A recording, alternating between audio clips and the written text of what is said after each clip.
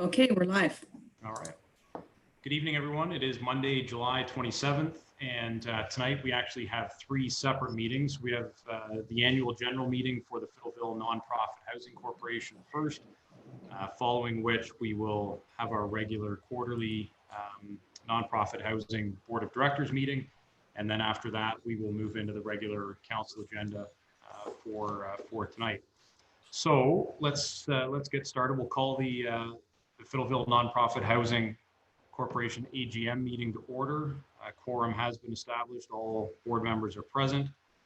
Are there any conflict of interest declarations amongst any of the board members? Don't see any. So with that, ask for a motion to adopt the minutes from the May 13th, 2019 annual general meeting. Moved by member Bonato, seconded by member Fegan. Is there any discussion on those minutes? All in favor? Carried. Okay, so then we have the review and approval of the audited financial statements for December 31st, 2019. So we have Ben Cole joining us tonight. Ben, are you going to walk us through those? Yes.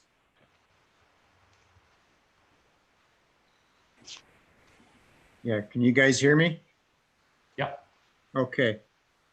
Yeah, I'll just briefly walk through the audited financial statements. And if anybody has questions, feel free to jump in. But I think they're pretty straightforward. They're for the year ended December 31st, 2019. As usual, we actually did the audit back in early May, so we're a little late getting around to approval, but I think that's pretty normal this year for everybody.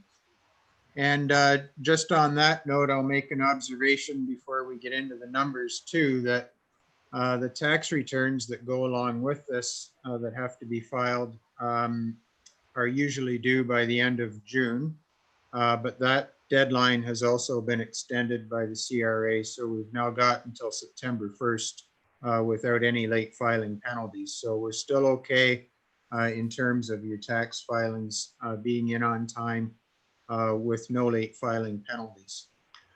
The audit report, no changes there on pages 2 and 3. As I mentioned, it's dated for the moment at May 8th. I'll change that date if they're approved tonight to July 27th before the final copies go into the County of Dufferin. Just briefly, I'll run through the balance sheet, the reserve fund statement, and the income statement. So we'll focus on pages 4, 5, and 6. I know you've all had this for quite some time, so you've had a chance to go through it already. But just working through the balance sheet briefly, cash at the end of the year was in a good position, $140,000. Accounts receivable, $16,000. Most of that was your HST rebate for the final 6 months of the year. No serious rent arrears there. Prepaid expenses, that's your insurance policy. It's paid to the end of September. And subsidy receivable for the month of December, that money comes in the first week of January for the month of December. The reserve fund investments were sitting at $35,000. And then we get into the property, plant, and equipment. That's really the land and building. And that number, 1.3 million, we'll call it, is equal to the amount of the outstanding mortgage balance. So it's the original cost of the land and the construction, which was financed by a mortgage, and it's less the amount of the mortgage that's been paid off to date. The other assets there, SHIRP, sheep, and SHIP, all those nice acronyms, those are special funding that's been received in the past, spent on specific projects, and we've been instructed by the County of Dufferin to show those costs as an asset, and there's an offsetting loan down in the liability section, so it washes out to zero. And they all disappear, you know, once you've kept your operation running 10 years after the year of the funding advance.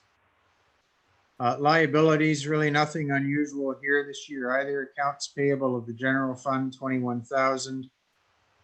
And then we've got the mortgage payment for the month of December, 18,452, and that was paid the first week of January. Last month's rent deposits, 22,000. Almost all the tenants in the project have paid a last month's deposit. So that money's sitting in your bank account. And subsidy payable back to the county, 43,000. That's a little higher than normal, and we'll see why when we look at the income statement. It's the property taxes. The actual property tax expense was lower than the amount that the subsidy was based on. So when they do the funding reconciliation, you have to send that money back. The other main item there, the mortgage, the current portion of the mortgage, 187,000, and the remainder of it, 1,112,000. That adds up to the 1.3 million. And your mortgage is staying under the current terms until November 1st, 2024, I think is the next renewal. If we go to page 5, tracks your fund balances. So your general fund is sitting at the end of the year with a surplus of $75,000. And we'll see on the next page, the surplus for the 2019 was 30,000. So it's building up. A nice rebound from 2 or 3 years ago when it was almost down to zero. And then the reserve fund down below started the year at 53,000, 31,000 came in from the county's funding into the reserve fund, and 32,000 got spent on various projects. There were flooring, appliances, 5,000 on a walkway repair, about 5 or 6 different areas that the money was spent on there. So the ending balance of 53,000, almost the same as where it started the year. The income statements on page 6, and we'll take a brief look at that. So starting at the top, we have the rent revenues, of course, market rents, 179, and RGI rents, 100,000. So you have 45 units total. The county's target is for you to have 17 market and 28 rent geared to income. And in 2019, your occupancy was right on that target. So you're right on where they want you to be. The RGI rents were up a little bit. There were fewer vacancies for RGI tenants than the year before. And market was down a touch, and that was vacancies. We hardly had any market vacancies in 2018, and there were 3 or 4 months in 2019. The subsidy from the county, 353,000, that's still your largest revenue. And then you've got the laundry, the solar panel, and the subsidy adjustment, as I mentioned earlier in brackets, 36,000. We don't usually have to give back that much money at the end of the year. But if you go down to property tax expense, you can see the budget was 110,000 and the actual expense was 85,682. So property taxes are funded dollar for dollar in the funding formula. So when your actual tax expense is lower than the amount used to set the subsidy, you have to give that money back. So 25,000 of your subsidy repayment is due to that factor alone. Other expenses were really very stable and close to budget. Administrative, 40,000, that's your property management contract. Any office costs, court fees for going after tenants that are in arrears, the cost of the audit, things of that nature. The amortization line of 182,000, that's the amount of mortgage principal that was paid off in 2019. So you're paying off close to 200,000 a year. So with a mortgage of 1.3 million, you're about 6 years away from having the mortgage fully discharged. Insurance, 12,000. Salaries and benefits, 47,000. Interest on the mortgage, 38,000. Materials and services is really a catch-all for all the repairs and maintenance that occur throughout the year, 76,000. Property taxes we've talked about. the transfer to the reserve fund always matches the budget because that's set by the county. So when they give you your subsidy, they basically dictate an amount that has to go into the reserve fund every year. And utilities were pleasantly under budget, and that was the electricity bills were lower than expected and lower than the year before. So really a good year. You can see the very bottom line on page 6, the surplus for the year in the center column was just over $30,000. So your general fund has really made a nice comeback the last couple of years. So I'll stop there. I won't drag you through all the rest of it. There were no big changes in terms of accounting policies or the way we have to present financial statements for your corporation. I'll just ask if there's any questions. Just one question, and our clerk may actually be better suited to answer this. The difference between the budgeted and the actual property tax expenses, Jennifer, was that due to the reduction in the multi-unit residential tax rate? I can check with Carrie and Marion, but if I had to guess, I would say yes. Okay. We've seen that on a few other projects this year. Just I'm assuming so, because when we set the budget, I think that was before that rate had been reduced across the province. Trevor, maybe you could chime in. That was part of it, and we also got reassessed by MPAC a little lower, partly because our revenues are low as a nonprofit, so they take that into account. But I do know the multi-residential affected as well. Okay. All right. Any other questions for Ben? Okay. For a motion to approve the audited financial statements for December 31st, 2019. Moved by Member Hall, seconded by Member Donato. All in favor? It's carried. All right. Do you have anything else to add for the AGM, Trevor? Not on our end. No. Okay. The motion to adjourn the annual general meeting.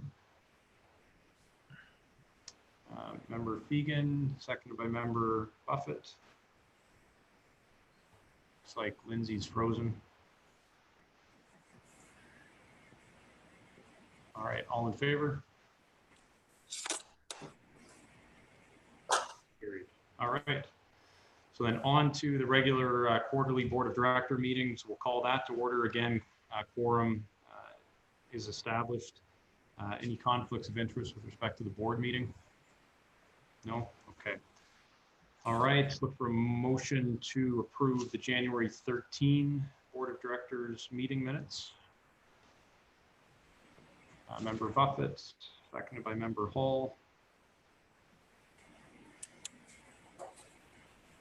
Discussion on the minutes. All in favor? Carried. Okay, so property management reports. Okay, if you could turn to page 9, I'll spend, as Ben Cole just went through the audited financial statements with us, this is 6 months into our fiscal year, June 2020. There are two things I want to point out on the balance sheet. Currently, under cash, we have $207,000 available to us, which is very good because we've said before, operationally, we do fine. Capital, when you come to the next section, the reserve fund investments, we have $35,000 in the reserve fund, but we do owe $54,000 from the bank account. So we should be putting that money in there, but we still are fairly low on the capital. We have about 7 years left on our mortgage. So at some point, this board will have to, if we get more dire, consider what options are, you know, whether we could borrow more money. But for today, we're doing okay. But I'm just pointing out as an ongoing information, we're relatively low in capital. The only other thing I want to point out here is accounts receivable. We have kept a very, very close eye on with the COVID, whether accounts receivable, whether our rents we're losing rent income. And at this point I reviewed our entire nonprofit portfolio just to see if there's any trends at all. Seniors buildings are having no concerns at all with rent arrears. And even our family buildings, for all intents and purposes, our arrears are consistent with every other year. I think that's important to recognize that, our revenue is down. No, people are able to pay their rents. The next page, page 11, I just wrap up the balance sheet there because there's nothing more other than what Mr. Cole just spoke about there. So if you turn to page 11, our last meeting was January. It's hard to believe that was. We did have a scheduled meeting for March, but that didn't happen. This is our January to June 2020 financial statements. There's two columns in the middle, year-to-date actual, year-to-date budget. If you're a bottom line person, you look down to the year-to-date actual, we have a $32,000 operating surplus. So I'll go through this very quickly, but the market rent, the budget's $93,499. We're at $92,000, just slightly below. But then the rent geared income, we thought we'd bring in $49,999. We brought in $52,000. So they basically offset each other. The subsidy revenues of $175,000 are there. We received laundry income of $2,200. We're almost to the dollar. Our parking revenue is almost to the dollar. Our interest income is up a little bit. Our solar panels are up a little bit. And then we have no NSF fees so far to date. First mortgage, we know exactly what that is. Total wages and benefits, we're almost to the dollar in that category. The big wins come in this next section where we have noticed, until Dawn is going to report, we actually have some vacancies now, but uniquely, a couple of people have passed away and one person had to go to a medical home.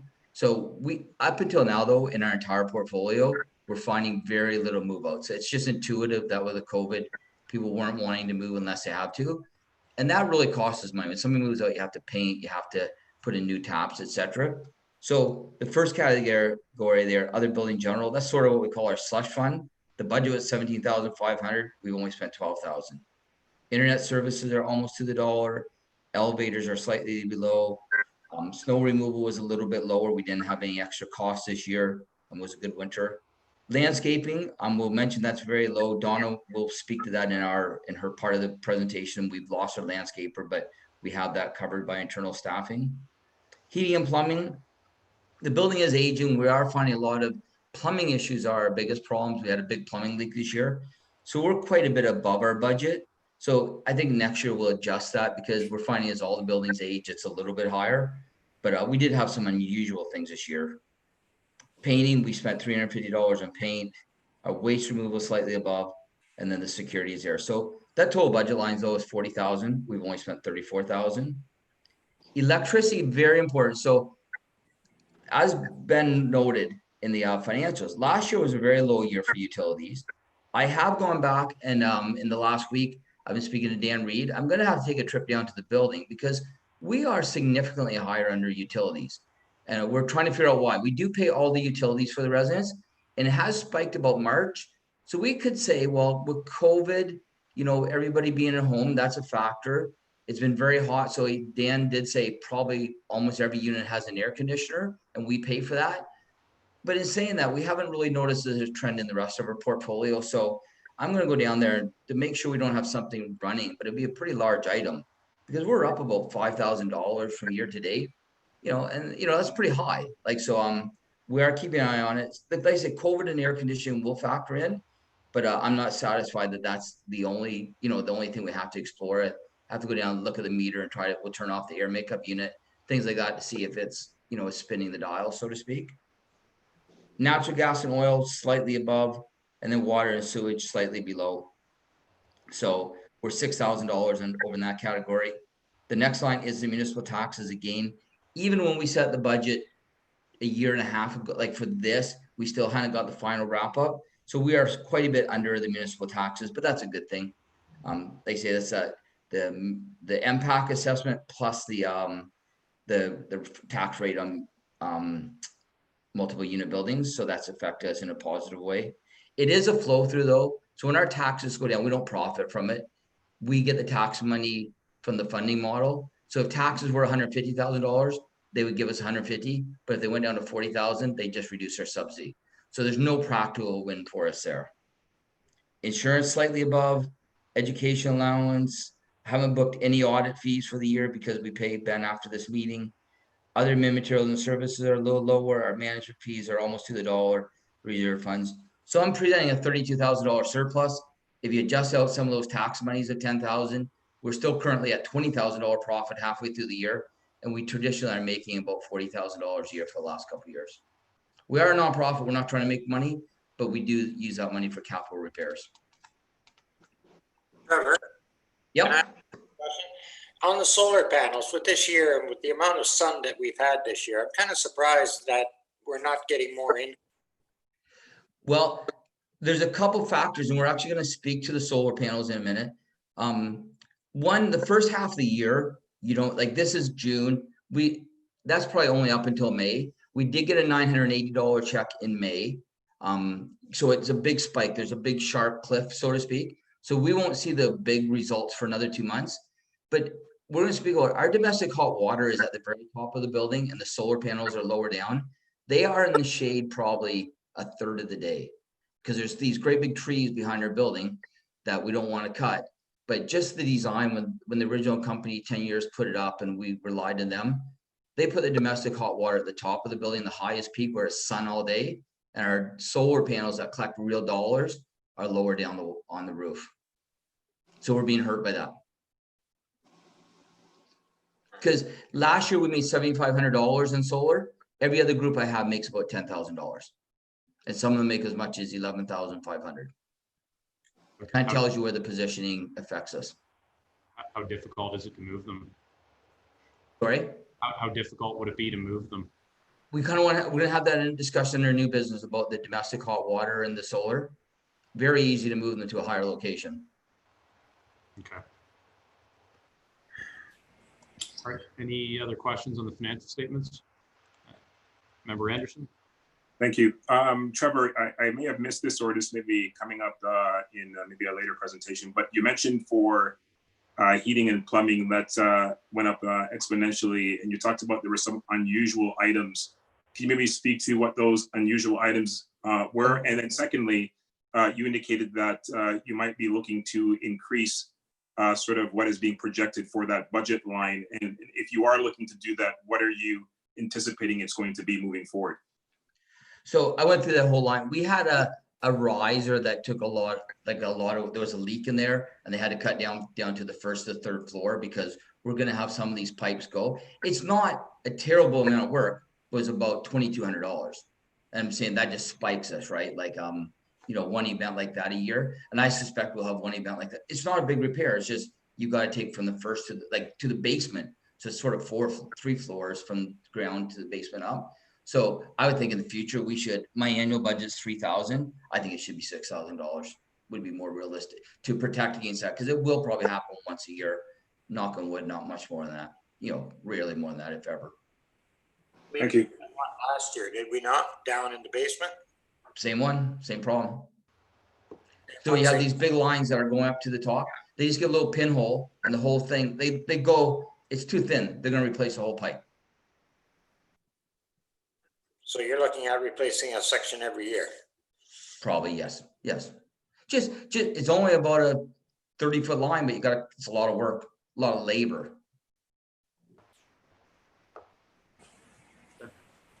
Anything else for Trevor? Nope. Okay. The motion to approve the January to June financial statements.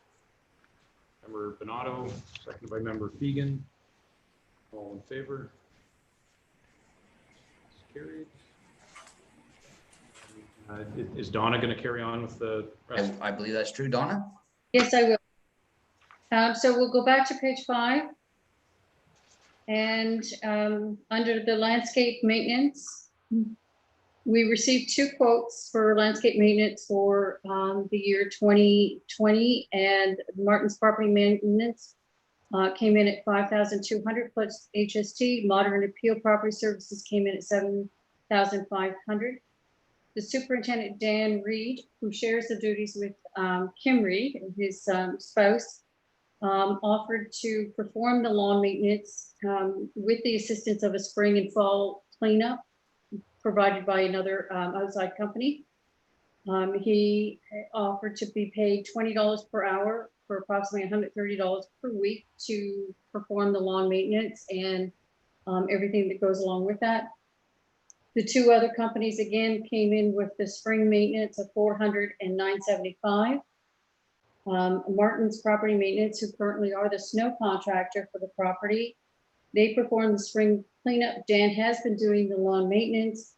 And to date, the total cost is $1,720. So for the season, we're looking at probably $3,500 to $4,000, which is a bit of a win from what we would have been paying an outside contractor. General building. So we have unit number 102 with a wheelchair accessible unit. The resident passed away January 29th. There was extensive damage in this unit due to the wheelchair, etc. That was, so we had to completely refurbish the unit, including the kitchen, replace doors, new closet doors, new baseboard heaters, drywall repairs, and sadly, resident was only in the unit for 2 years. We put out quotes to have the work, this unit refurbished. KHM Home Maintenance came in at $5,206. Modern Appeal Property Services came in $7,810, and P. Handsome Renos came in at $4,800. But this was not a really apples to apple quote, as it was only for the kitchen. It did not include the doors, the closet doors, baseboard heaters, etc. So this work was awarded to KHM Home Maintenance. The next is the vacant units. So that was the 102, 203.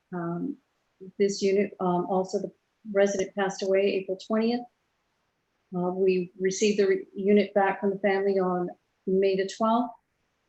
The resident was in this unit for 21 years, so obviously it needed a complete overhaul. We have since had another resident pass away July 11th. This unit is also going to be require a complete overhaul because that resident was there for 17 years, and they the unit is badly nicotine stained, etc. So that will be quite a bit of work. Unit number 10. This unit had to go into a nursing facility. And again, this unit will require painting, carpet, flooring, resided there for 5 years. The next page, 7 through 8. So this is all of the work that has happened in the building since the last board meeting back in January. And it's just all the contractors that have come in and all the work that they have done and the costs that for that work. Anyone have any questions on those, that work order detail directory? So do I take that from the report, Donna, that Dan is going to just continue doing the lawn maintenance? He is, and it's going very well. You know, obviously with this drought, the lawn is not needing to be cut as much. So, you know, other than being in a contract where you would still be paying a contractor, we're only paying him by the hour. Yeah. Okay. Does he have his own equipment, or is it equipment that we've provided? Or? It's equipment that we've had at the property. We purchased the odd piece of equipment for him to maintain the property. He did have the assistance of Martin's Property Maintenance for the spring cleanup, where they would take all of the excess leaves and everything away, and then we will have their assistance again in the fall. Okay, great. Member Wagner, did I see your hand? Anderson as well. Yeah. Thank you. Yeah, I guess my quick question was, obviously we would be seeing them again in the fall for help with that. Did they provide a quote for the fall maintenance or cleanup? And then, so are we going with Martin's again? Martin, I'm sorry. I'm just looking for that information here in my files. It looks like for the spring cleanup, it was quoted at 400. So just wondering if it was going to be around the same price for fall. It'll probably be slightly higher for fall because it is a lot. most of the work is done in the fall. In the spring, it's just the residual that, before the snow fell, that was still hanging on the trees. So I'm just, bear with me 1 second here. Yeah.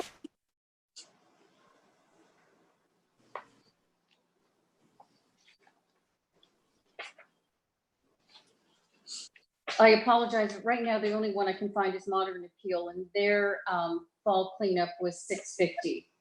Okay, So it'll be slightly over, but Dan will be assisting with that work as well. okay. Perfect. Thank It's you. not for them to remove it off site. Member Anderson?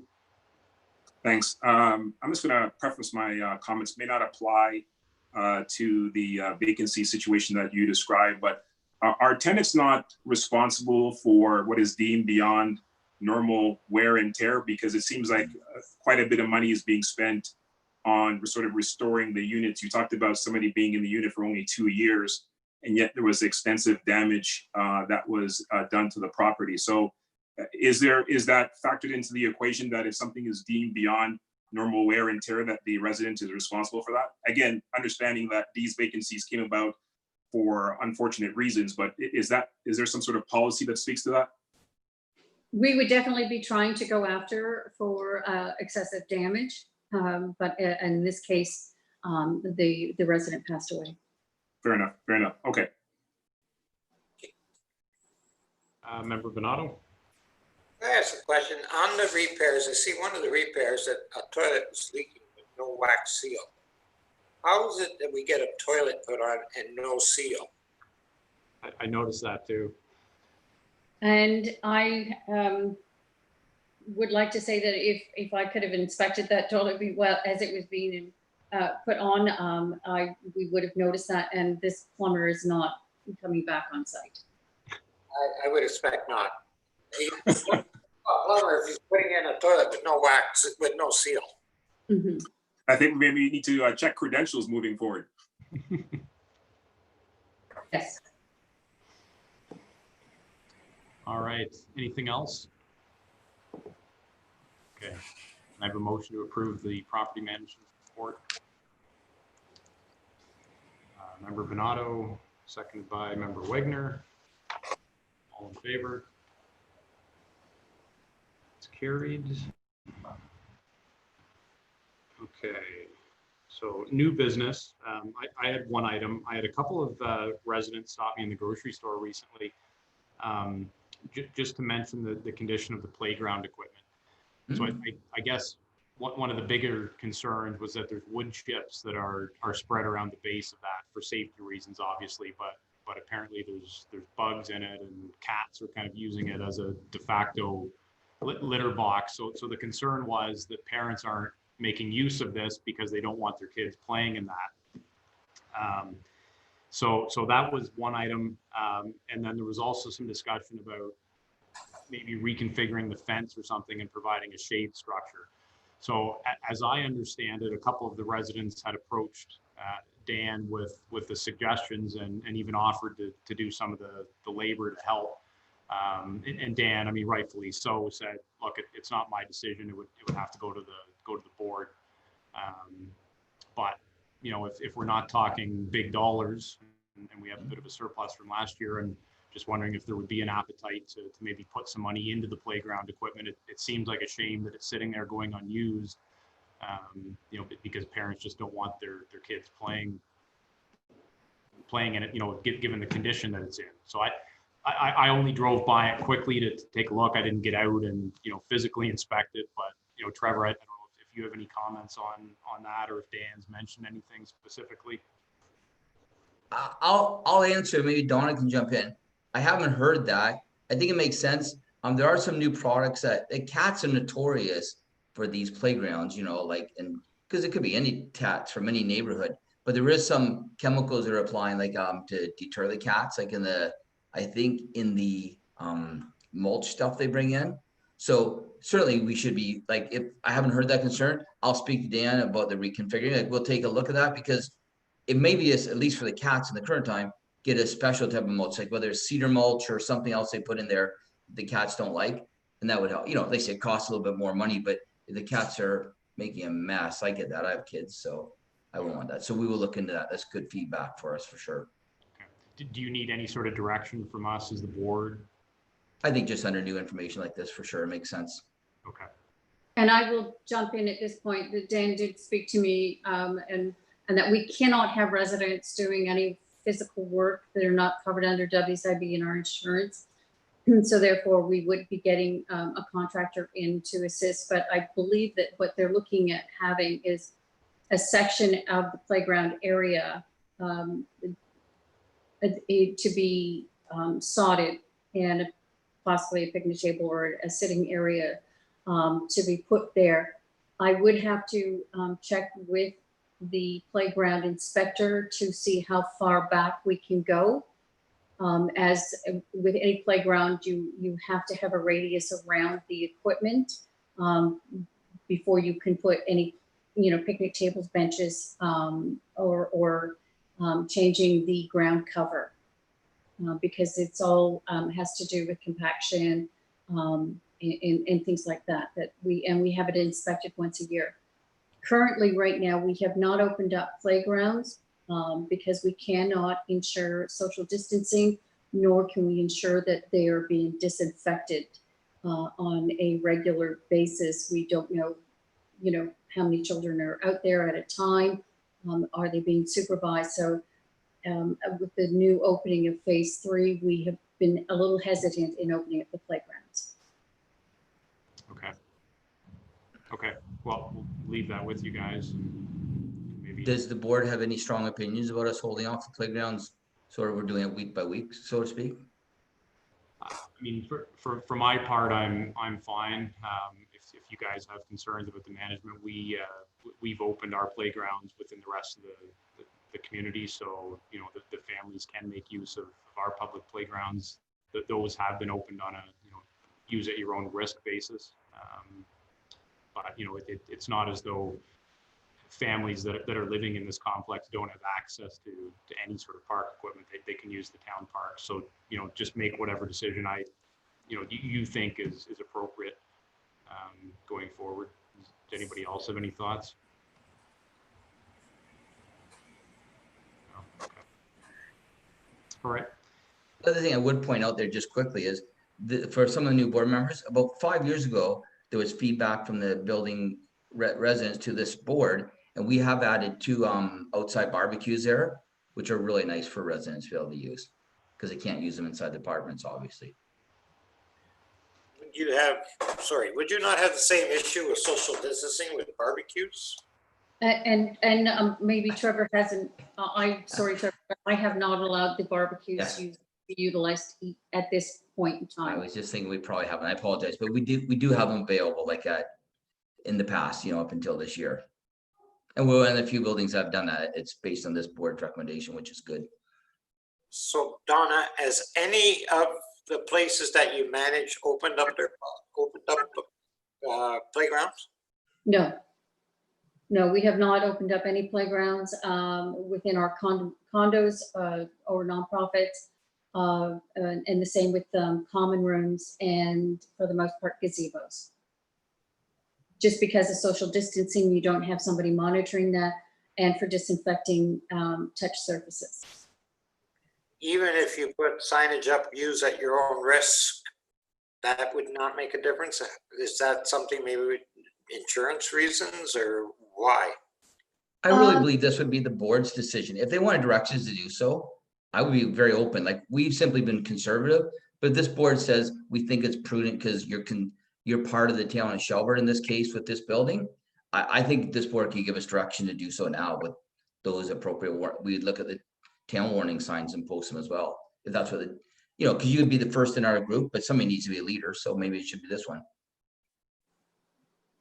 Just to follow up on board member Bonato's point about using it at own risk, I would be cautious in doing that.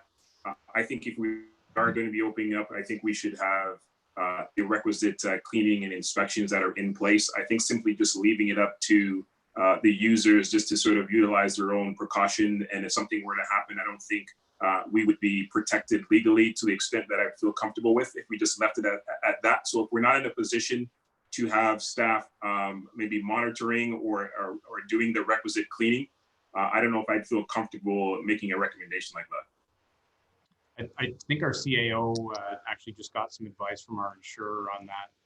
Denise, do you want to chime in for a second? Through the mayor, when we reviewed through the stage 3 opening playgrounds, a lot of consultation was undertaken, and we installed signage at the direction of our insurer.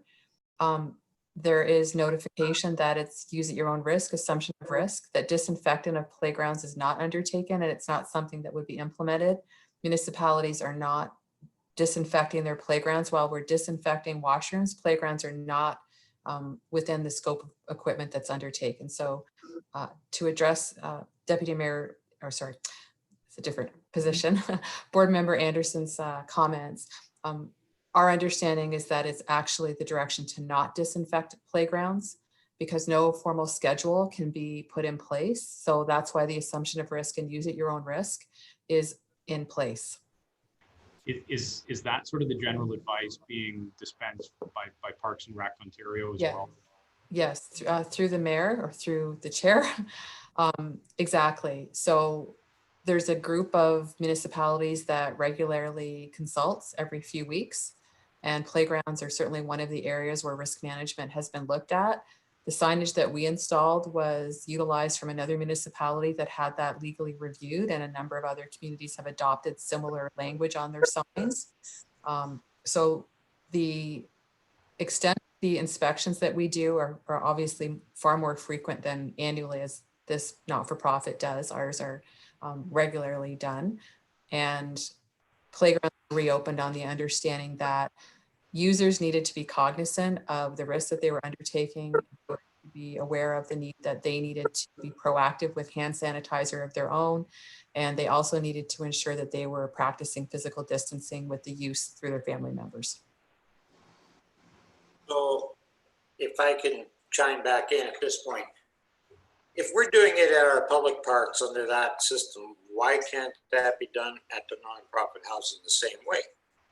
If we put up the signage that use at your own risk, you have to sanitize your equipment yourself, and you have to practice social distancing, and you have the maintenance manager or whatever. Is it not possible every now and then you can sort of glance over there and monitor?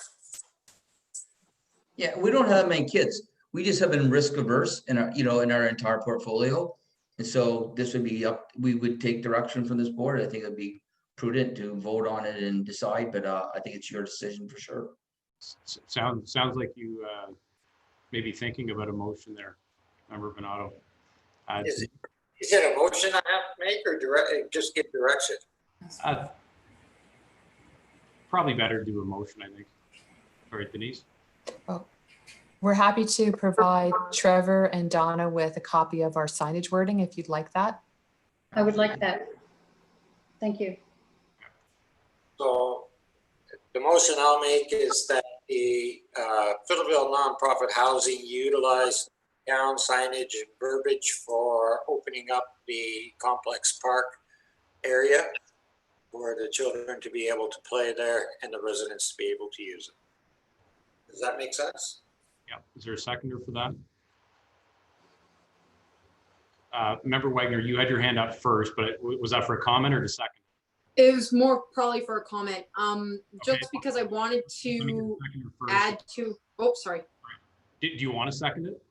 Well, yeah, I can totally second it, but I was thinking, could we add also about the barbecues? Thank you.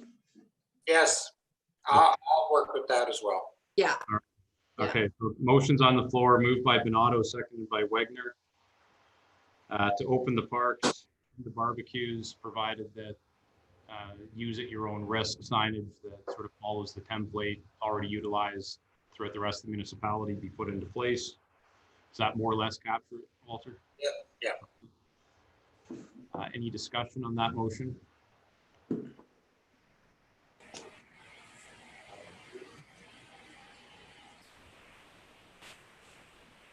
All in favor? Okay, that motion's carried. Okay, There you go. Now you got the first. You can carry on from there. Yes, any other new business? I did have one item. There is a discussion, so we're getting the roof replaced. The Dufferin, after our last meeting, provided $64,000 full cost to replace the roof. It was a last minute thing. We did single source it because they said you need to have this started by March 31st, and we got the application February 1st. So we're using one of our primary roofers that we use all the time. But during that discussion, one of the items that came up was we have solar panels on the roof. Removing the solar panel is very easy to do. It's a $700 job up and back. We have a domestic hot water tank. So a domestic hot water system, we were provided 100% funding for it about 10 years ago now from the provincial government. And what it does is that the hot water before, there's 3 hot water tanks in the basement. There's a glycol loop on the roof. So the water circulates and it goes into the hot water tank in like a radiator.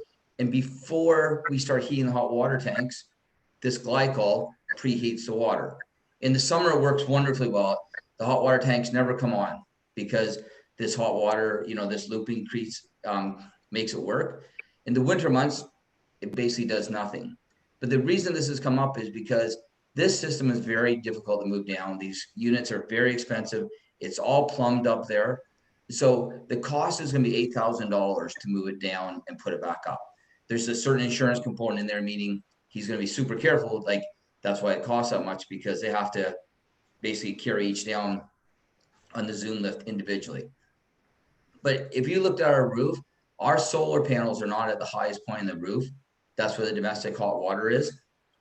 It's also causing a lot of damage to our roof. We spent about $5,000 over the last 10 years doing repairs to this system. And quite frankly, the system is way oversized for our buildings. Like it makes very little sense to have it. We've said in the past, we think we save about $2,500 a year. I was mentioning earlier where our solar panels are now, we're only getting $7,500. If you move up on the roof further, because there's trees, the trees just half the time they're in the shade. And my solar person feels that we should get back to the $11,000 of other areas if we just put the solar panels back on. That would save us $8,000 moving it off of the roof, because the person says if I can just take it off and remove it without care for damaging, it'll be like $500. He'll do it with the other work. So there's a sort of a philosophical discussion here. Is it worth putting this solar domestic hot water system back on the roof? It was installed in the Wild West of the solar panel days. I mean, solar panels make 100%, the photovoltaic make 100%. We get 80 cents a kilowatt for them. I don't really merit the value of this to pay a lot of money to move it down, put it back where it would be. It damages the roof. It's been costly to repair, and our solar panels are underperforming because of there's only so much roof real estate up there, and to replace them was not a problem like the solar PV. And then as part of this, so if we ever decided to do that, we do have a nonprofit in Midland that we manage that would be very interested. They have a flat roof. Their domestic hot water tanks are located about on a penthouse on the roof, so the plummet is very easy to do that. If there are leaks, like the problem right now, when we have a leak on the roof, somebody has to get a Zoom boom to go up to the roof and fix the plumbing repair and fill all the glycol that goes 4 stories down to the basement. So that group would be interested in taking it off your hands, paying you a small courtesy payment for it, so to speak. The premise being they could use it, but they're not thinking, oh, this is a great opportunity, but they're saying this would be a way to continue the system. Like if we're looking for the common good, we don't want to just throw it off the roof and get rid of it. We'd be saying, well, could we pass it on to them? And they would be willing to. They have 66 units as well. Part of our problem is only 30 units. In the summer, we have to put an air conditioner in the basement because there's so much heat coming off this glycol system. The room the glycol runs through gets so hot, we have to put an air conditioner down there because there's no way to use all the energy it's creating in the summer. In the winter, it produces basically nothing. So I'll make a motion, Trevor, that we get rid of the glycol, move the solar panels to where get the best results from the sun. Okay, there's a motion, or is there a seconder for that? Second by member Buffett. What's the normal lifespan for that domestic hot water system, Trevor? It would be forever. I mean, like, I would think 25 years. 25 years would be reasonable, but there are repairs within that 25 years. And we've had it for about 10, you said? We've had it for about 10. We got 100% paid for, you know, and it just, I think we're underproducing so much in the solar that your net effect is zero, if less. Yeah, well, it seems to be less. I mean, if we're only generating 7,000 on the solar, and we should be, you know, closer to 10 or 11, and, All my other groups are 10 or 11. and we're only saving, you know, $200 or $2,500 a year from the domestic water system, you know, yeah. It's not only that, it's the fact that it's costing us $5,000 to repair it. That's just standard to begin with. So I don't see the point in keeping it if it's doing, you know, two other items, like just the cost, as you said, of maintenance, plus the fact that it's damaging the roof. In my mind, It does, because it superheats. That's got glycol. The other ones are solar, they absorb the sun. This thing gets hot. And the reason we would like to offer it to Midland though is because they'll pay the $8,000 to take it down and move it to their location because it won't be damaged that way. Otherwise, if you didn't do that, which is fine, we would just basically subtly toss them off the roof, but they'd be damaged. I was just going to ask about that, if, you know, because presumably if it's going to be used elsewhere, the same care would have to be taken to take it down. So as long as they're willing to pay for that. Yes, absolutely. Okay. Any other discussion on that motion? In favor? That's carried. All right. Okay, that's all. Okay. Any other new business from any board members? Okay, so next meeting date. What month are you looking at? Traditionally, we approve our budgets in September. Jennifer, what dates do we have in September? 14th and 28th. 28th work? Yes, it does. All right, Thank you. good stuff. All right, so the motion to adjourn. Member Fegan, seconded by member Buffett. All in favor? Carried. All righty. Thank you, guys. We'll see you back in September. Thank you. Have a great summer. Be well, everybody. Thank you. All right. So that brings us to our regular council meeting. So we'll call that meeting to order. Well, this meeting will be held electronically in accordance with section 238 of the Municipal Act, which provides for electronic participation where an emergency has been declared to exist in all or in part of a municipality under section 4 or section 7.01 of the Emergency Management and Civil Protection Act. Members of the public may observe proceedings by accessing the live webcast on the town's YouTube channel, and correspondence related to the agenda may be submitted via email to the clerk at jwilloughby@shelburne.ca.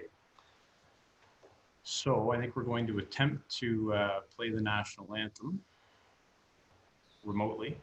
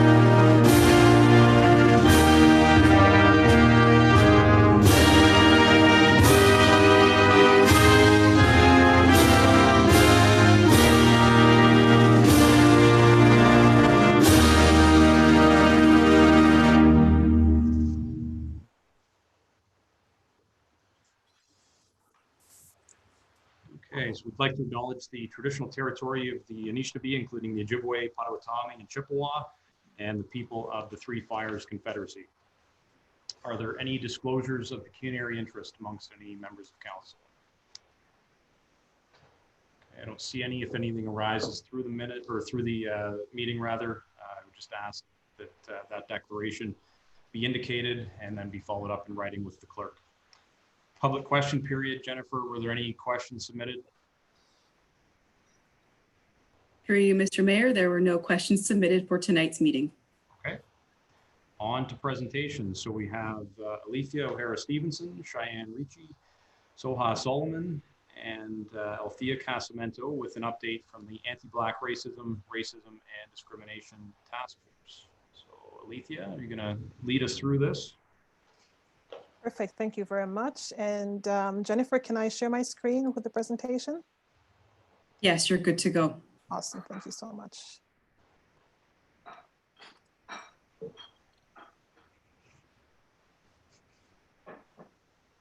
Perfect. Good evening, Mayor Mills, Deputy Mayor Anderson, councillors, staff, and special guests. Thank you for the opportunity to present to you tonight the amazing work that we have begun as part of the Anti-Black Racism and Discrimination Task Force. As you all know, my name is Alethea O'Hara Stevenson, and I am the chair of the task force. And on behalf of the task force, I am honored to share with you the work that we are doing to help make our community more inclusive. A community that proves that when we stand together, we are stronger together. Thank you, Mayor Mills and the entire council for entrusting us with this very important work. We could not do this without your support, along with the support of staff, including Jennifer, Melissa, and Carol, for helping us to stay on track, keep organized, and do some much needed tech work and design work when it comes to the survey, as well as getting information ready for print and the website. So thank you, everyone.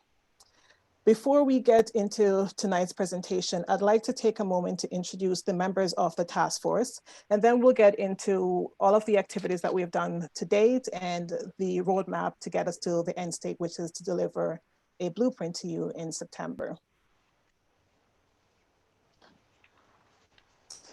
So here we have just a collage of all of the task force members. So we have, of course, our honorary guest, Mayor Mills and Deputy Mayor Anderson. We have our our vice chair, Althea Casamento. We have a Chief Moore. We have Cheyenne Ricci, who you'll hear from tonight, as well as Soha Solomon, two amazing young leaders, Bella Carter, Ken Topping, Simran Bemu, and of course, our secretary, Gear Harvey. So at this point, I would like to introduce the other presenters to share with you just a brief introduction, and then we'll get right into the presentation. So I'll have Althea introduce herself first, then Soha, followed by Cheyenne. Althea? Hi, everyone. I'm the vice chair for the task force, and thank you to council and the community for entrusting our team to present this information and help our community as much as possible. Soha?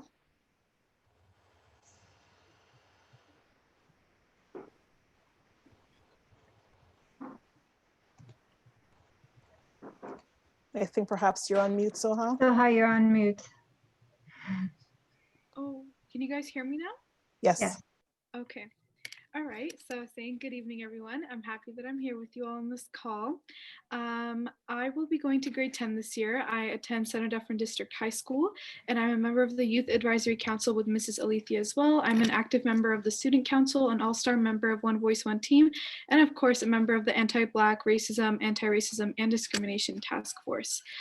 Being a part of this task force means to me that I have an opportunity to work with my fellow members in the community to address the racial injustices and discrimination we face, and also to explore the different issues we face in our town to these regards.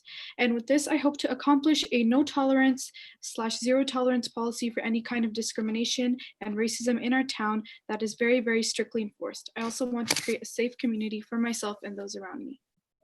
Thank you. Perfect, thank you. And you will hear from Soha later on in the presentation as well. Cheyenne?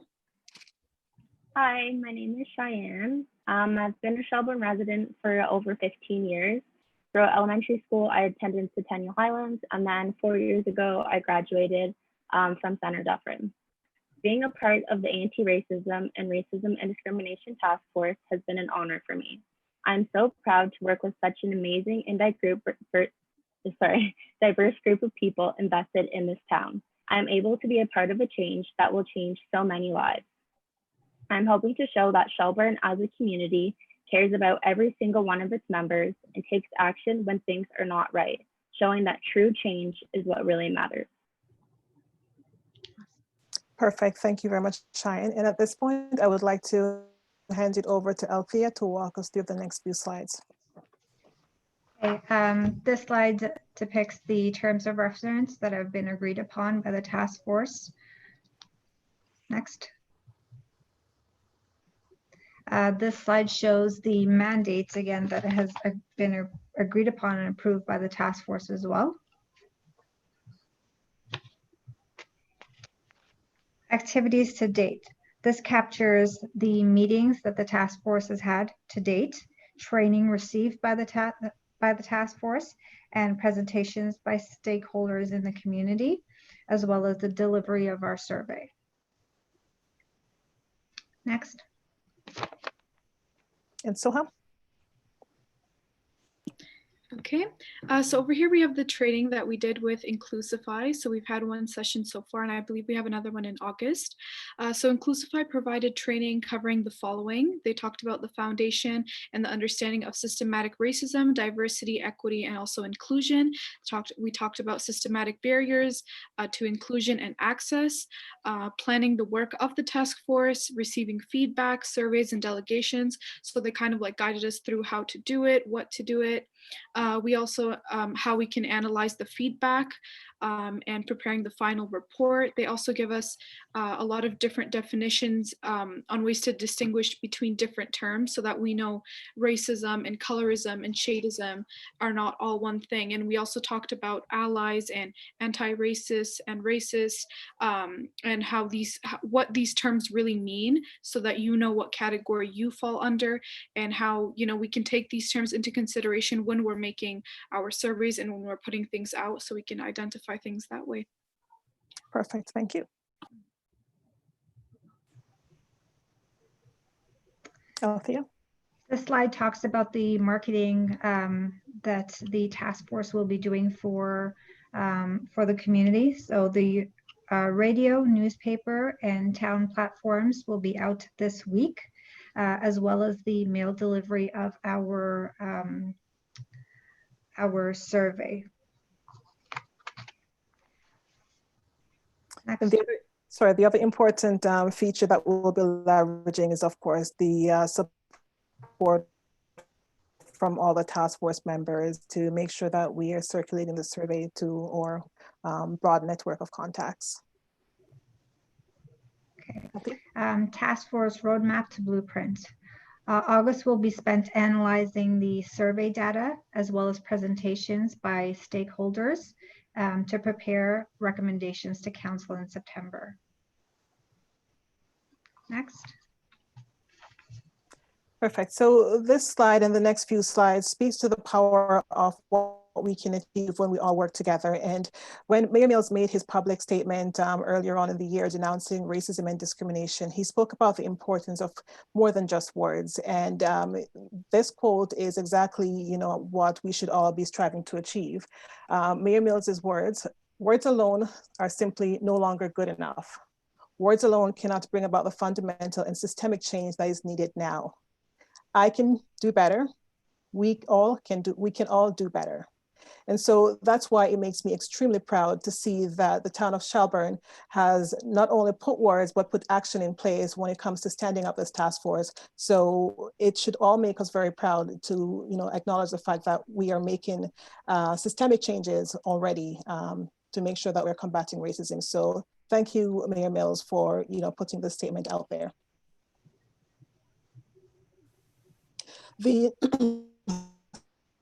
Excuse me, the next slide, it's not up to just one person.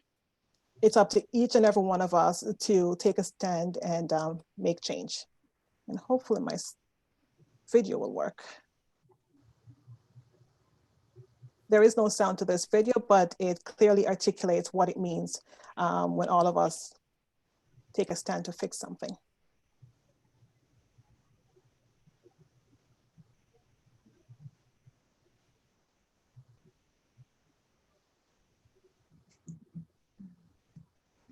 So this is just a visual reminder of what we can all achieve and what we have to do, the work that we all have to do when it comes to combating racism and discrimination in our community. It's not up to me, it's not up to you, it's up to every one of us to step up and make a change. It's up to every single one of us to fix the problem. To quote Deputy Mayor Anderson, we can no longer walk by and ignore racism. We must stop and do something about it. We must fix it. We must make it right. And that video that I just shared captured that in the most perfect sense that I can share. At this point, I would like to introduce Cheyenne again to close us out for the evening. Cheyenne? It is no longer acceptable to see a racist act or hear a racist act and not do anything about it. Being silent is not okay. Avoiding confrontation to keep peace in families, friendships, or with a stranger is obsolete. It is time to stand together in solidarity as a diverse town, speak for what is right, and most importantly, do what is right. I am hoping with our recommendations, the POC of Shelburne will feel more included, comfortable, and appreciated. That kids with various skin colors will grow up together, friends, neighbors, and not divided. That small business owners, no matter religion, sexual orientation, or ethnicity, will be welcomed with positivity and not skepticism, dismissal, or hate. That the various races of kids that attend Shelburne schools can see themselves in those who teach them and whom they look up to. With this task force, I hope for Shelburne to be a leader in change and make a true difference for the town's residents. I've experienced many great memories in Shelburne, but I've also experienced some that are not so pleasant. I've experienced racism in this town throughout my life, and that is why I put together the peaceful protest on June 14th. I wanted to show that Shelburne can and will support members of the Black community, to show that kids that currently attend schools that I went to, that I know how it feels like, or I know what it feels like to be made to feel lesser because of my skin color. But I also wanted to show those kids that you can fight back, you can make a difference, and that their own town, the town of Shelburne, will fight for them. That's it. Thank you. And this brings us to the end of our presentation. And I could not be any more proud of these two young leaders for lending their voice to combating such an important topic. It is an uncomfortable topic, but a very critical conversation for us to have, and thus the reason for this task force and the important work that we have ahead of us. So thank you once again, staff and council, for entrusting us with this very important work. Any questions at this point? Questions for Alethea? Councilor Bernardo? The survey is going out to every household in the town? Yes. Yes. It should So be out. Sorry, go ahead. To clarify, so what we're sending to every household is a bulk mail drop, inviting residents to either call Town Hall to gather more information or log on to the website, Have Your Say Shelburne, where they can actually conduct the survey. Correct. So the actual survey is on the website. It's not going out to the household to fill and send in. That is correct. No, it's just an Website. advertisement postcard. Okay. To that point, Alethea had mentioned that the task force members, are obviously going to be trying to, make use of our own personal contacts to generate, some good responses to this survey. So I would ask the same of council members too. Please try to reach out to your contacts to make sure as many people as possible participate in the survey. The higher number of participants, obviously, the more impact the survey results will have. Any other questions from council?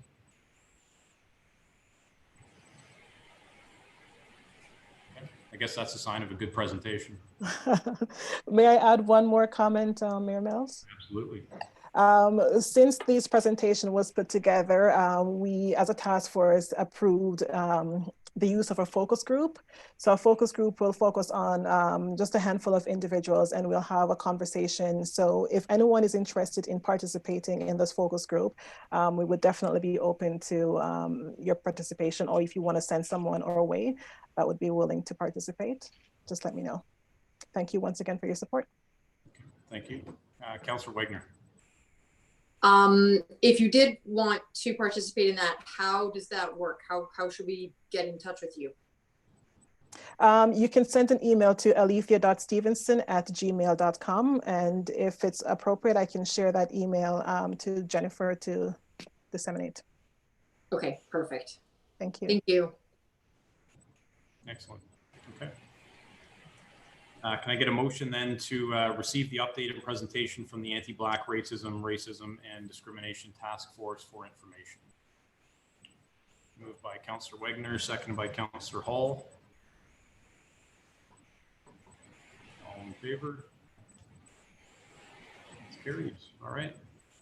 Thank you all. Thank you very much.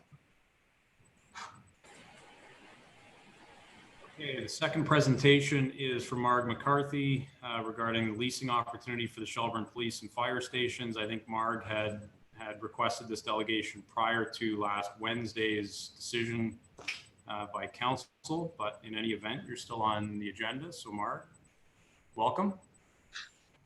Hello, Mayor and council staff. Appreciate the opportunity to speak with you. I come to you as a concerned ratepayer, business owner. Just one second, Margaret. Is anybody else having difficulty hearing?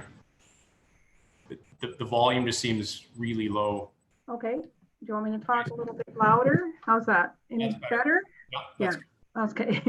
So I'm coming to you as a concerned ratepayer and participant in most of the police proceedings that have gone on in the last couple of years. I am a landowner and a business owner in town, so I have some presentation in town. So I had a presentation prepared, and I was representing one of the major landowners that is in the industrial section of town. Seems rather redundant now to speak of it. So with great respect, I asked the mayor and council if I can just talk about a few things. Some of them are having to do with communication and general processes. Procedurally, the delegation request is for a specific item. If you're looking to talk about something other than that, Jennifer. Well, it has to do with my presentation. A lot of it has to do with I can jump to that. The input. Just give me 1 second, Mark. Sorry, Jennifer. What's the procedural bylaw stand on that? Let's get to that here. So when a request is submitted, such request shall state the specific nature of the matter to be presented. Presentations. You're allotted a maximum of 15 minutes. And the basic is that when you submitted your delegation request, you stated the specific nature of the matter to be presented, which is the lease options. Okay, so I'm going to speak to that lease option and the communication that I had with the town on that. So some of the communication was that I had to wait 2 weeks because there was no time to be able to present in time. So I sent in a letter to the town to have it as a concept. That concept was then presented to all the council members individually. So some of that process brings to me what the communication issues that I have. When we call into the town, we're asked to leave a message or email, and we're encouraged to email each council member and staff. That's what we're encouraged to do. So I did that. I sent an email out with a concept. That concept was then presented as a presentation. So my question is, I didn't get any calls back on that. I called several of the councillors that I know through other reasons. There was some reference to the capital lease as being not a viable option. Now that could have been said to me before that, because I've been at all the meetings on the police. It was not brought up ever as an issue or a possibility. There was some discussion on the debt load of the town and that it couldn't carry on any more debt. I'm a commercial realtor and do a lot of commercial real, so I know what a commercial lease is. So the reference from staff and one of the counselors was that I maybe didn't know what I was talking about, and then it would reflect on the debt load of the town, but it was never discussed as an option in the public forum. So I thought with the landowners who have those properties, he thought, and he brought it up, he said, why are they not using some of my land? So we put together the proposal after we had asked a question through one of the counselors if it was going to be an option to be able to look at a capital lease. And we were told that it would be. So we went to the effort of doing that. So one of my concerns is the communication from council and staff to people who want to input and have some say in what's going on. So right now we have some difficulty because of COVID. We have to go through this process of talking through the internet. That evening last week when you had your meeting, I was not allowed to say anything about my letter that was used in that meeting, which I didn't know was going to be public, and I didn't know it was going to be sent out. Sorry, I've got a sore throat. Just while you're taking a drink there, I think we can probably address that. So Jennifer, correct me if I'm wrong, but any time correspondence is sent to the entirety of council, it is deemed to be a public document and is included as part of correspondence on any agenda. So whether or not it was a proposal or not, it would have been provided on the next agenda as part of a correspondence item. Okay, can I say something to that, Mr. Mayor? Yeah, there's nothing to say when you say on your website to email the counselors. There's nothing to say on there that it is now public. There's nothing to say that if I send an email to any one of you that is going to be published.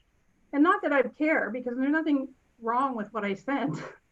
I'm just looking at the feedback. There was no feedback from one of the counselors or any of the counselors to actually address some of the concerns that I had in that. And it was a concept. So moving forward on that, I can't call the town. I have to email because everybody's busy. I understand that, but we all are running our own businesses, or we're working for businesses that are very busy. So there is an opportunity to pick up the phone and actually speak to someone, not waiting to have it in a public forum. So I'm just asking that the council be a little bit more in tune with having communication with people who are stepping out of the realm of everyday life and trying to participate and contribute to the running of the town. I put myself out there. My client, who is a landowner in town, put himself out there to try to help and assist, not necessarily for personal gain, but to assist in a problem that's been ongoing for a couple of years. So on that, other than carrying forward, we have Zoom meetings, but we're not allowed to speak at them.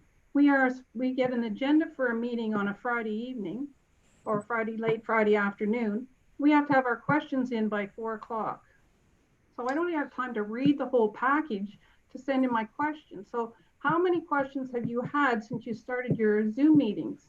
Probably very few, because there's no time for anybody to put a question in. The processes of a Zoom meeting that we run almost every day with our regular businesses is that if someone doesn't want to have someone participate with a video, they're allowed to, and audio, they're allowed to type a question, which is current and relevant at the time. So I just want to know if the council wants to have input from the town, or you want us to sit back and just watch you do what you do. I'm not saying this to say you're doing anything wrong. The questions that we have might help you make your decisions. It might help people be more at peace with your decisions. As a community, you see from what we just had the presentations on, there's a lot of people who do care about this town. And anybody who is standing up and putting themselves out there, as all of you did to step up to be on council, we step up and we want to ask a question, we deserve the respect to have that answered. Or we'll get back to you and we'll answer that question. So is it important to the council to have the input from the town? Or is it putting you at risk that you might have somebody having a contrary to opinion? I think that all of us here, myself included, care a lot about our town. So with the discussion earlier about So let me answer those. Does this council value input from our community? I think the resounding answer is yes. Let me be extremely clear. There is absolutely nothing in the Municipal Act that requires any municipal council to even have a question period. This council made a conscious effort at the beginning of this term to ensure that that was something that would remain a fundamental part of our meeting.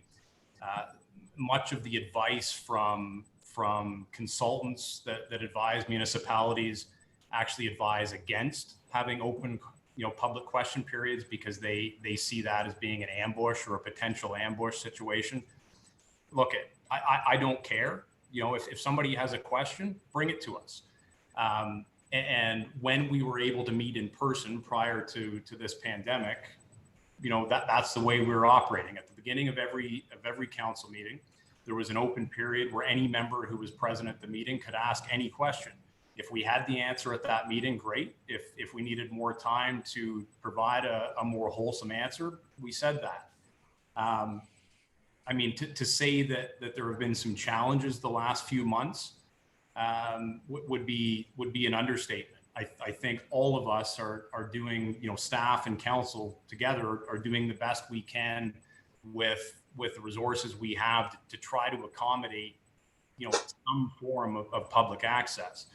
The style that we have adopted is a style that's being adopted by municipalities all throughout Dufferin County. The county operates for county council in a very similar fashion.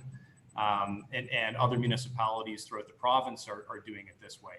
At the beginning of every single meeting, I read out a statement, indicating what the process is, that, in-person attendance obviously isn't permissible right now, given provincial regulations, but, we still do value public participation. Here are the ways to do it.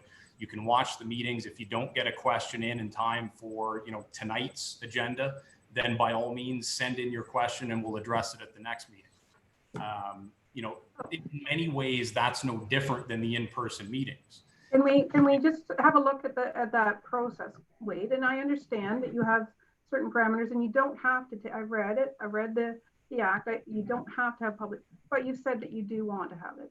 So let's make it accessible. So if the agenda comes out and we get it at 3 o'clock, can we not have at least until Monday at 9 a.m. to have our questions in so that we can have a proper opportunity to look at it? There's no time to even consider what you're putting forward. So the last week's presentation, we had not an opportunity to even comment on it. And there was some questions that would have been asked that may have solidified your decision, made it easier on council to do it. Everybody seemed to have a hard time doing that decision. And maybe would have been easier for the townsfolk to come to peace with the decision you made. So I'm just saying, there was not an opportunity there is not in the current process an opportunity to fully have input or questions. Well, keep in mind that, specific to the policing issue, we did have a whole meeting dedicated to public input. And Jennifer, how many people did we have submit questions? 5. Okay. And how many? But we got the report last week, which was different. No, I'm talking about the public meeting before the report. So if I wanted to have a question and send it to you or one of the other counselors to have it answered and you could address it at the meeting. Sorry, I missed that. If we want to have a question and addressed at that meeting, we have to have it in 1 hour after we have the package given to us. No, that's not accurate, Marg. The agendas typically come out Thursdays. Okay. I get it. I mean, there's about a day to formulate questions. I get it. That's a tight time frame, but I mean, it's not an hour. Let's Well, be. I'm not here to pick on you. I'm here to actually see if we can improve the communication. And that's fair. And what I'm saying is, you know, we are trying the best we can, you know, to have some form of public participation in this Zoom environment. I don't think any of us love this, but it's the best we have. And I mean, quite frankly, that there was a period of time in late March, early April, when it didn't look as though there were going to be any council meetings going forward. Thankfully, the province did make some amendments to the legislation that allowed for electronic meetings. I mean, believe it or not, you know, there was no provision in any of the governing legislation that allowed for electronic meetings. So in light of what was happening, the province responded and said, okay, in the context of a declared emergency, we will allow electronic meetings so that local councils can still meet and advance the business of the municipality. And they sort of left it up to each individual council to figure out how they're going to incorporate the public participation part of that. As I said, we're using the same model that I think almost every other municipality across the province is using. Is it perfect? Absolutely not. But is it the best we have right now? I would hazard to say yes. So, you know, to Councillor Bonato's point from last meeting, I think, you know, the sooner we can get out of this and get back to regular meetings, I think everybody's, you know, looking forward to that day. But we're not there yet. So, you know, yeah, we can look at sort of extending the timeframes and that sort of thing. But, you know, unfortunately, this is kind of the forum we have. And I think everybody's just going to have to, you know, try to work together as much as we can. To make it happen. I mean, you mentioned your business meetings. I get it. I mean, we have, you know, business or, you know, meetings in the business context on Zoom all the time as well. It's a little bit easier because there's no municipal act or governing legislation indicating how you must run your meetings. You know, we're under fairly tight parameters as to what is and isn't permissible.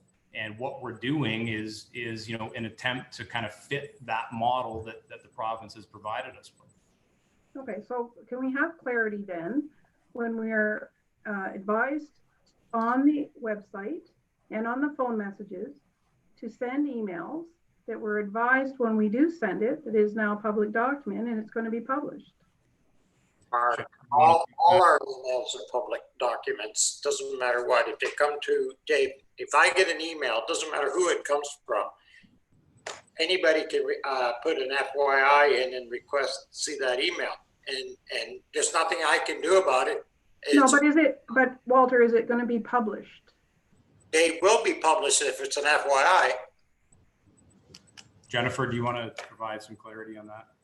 That information is on our website under council correspondence. It says that all correspondence sent to council members is a public document and will be listed as communications on, and could be listed as communications on any council agenda.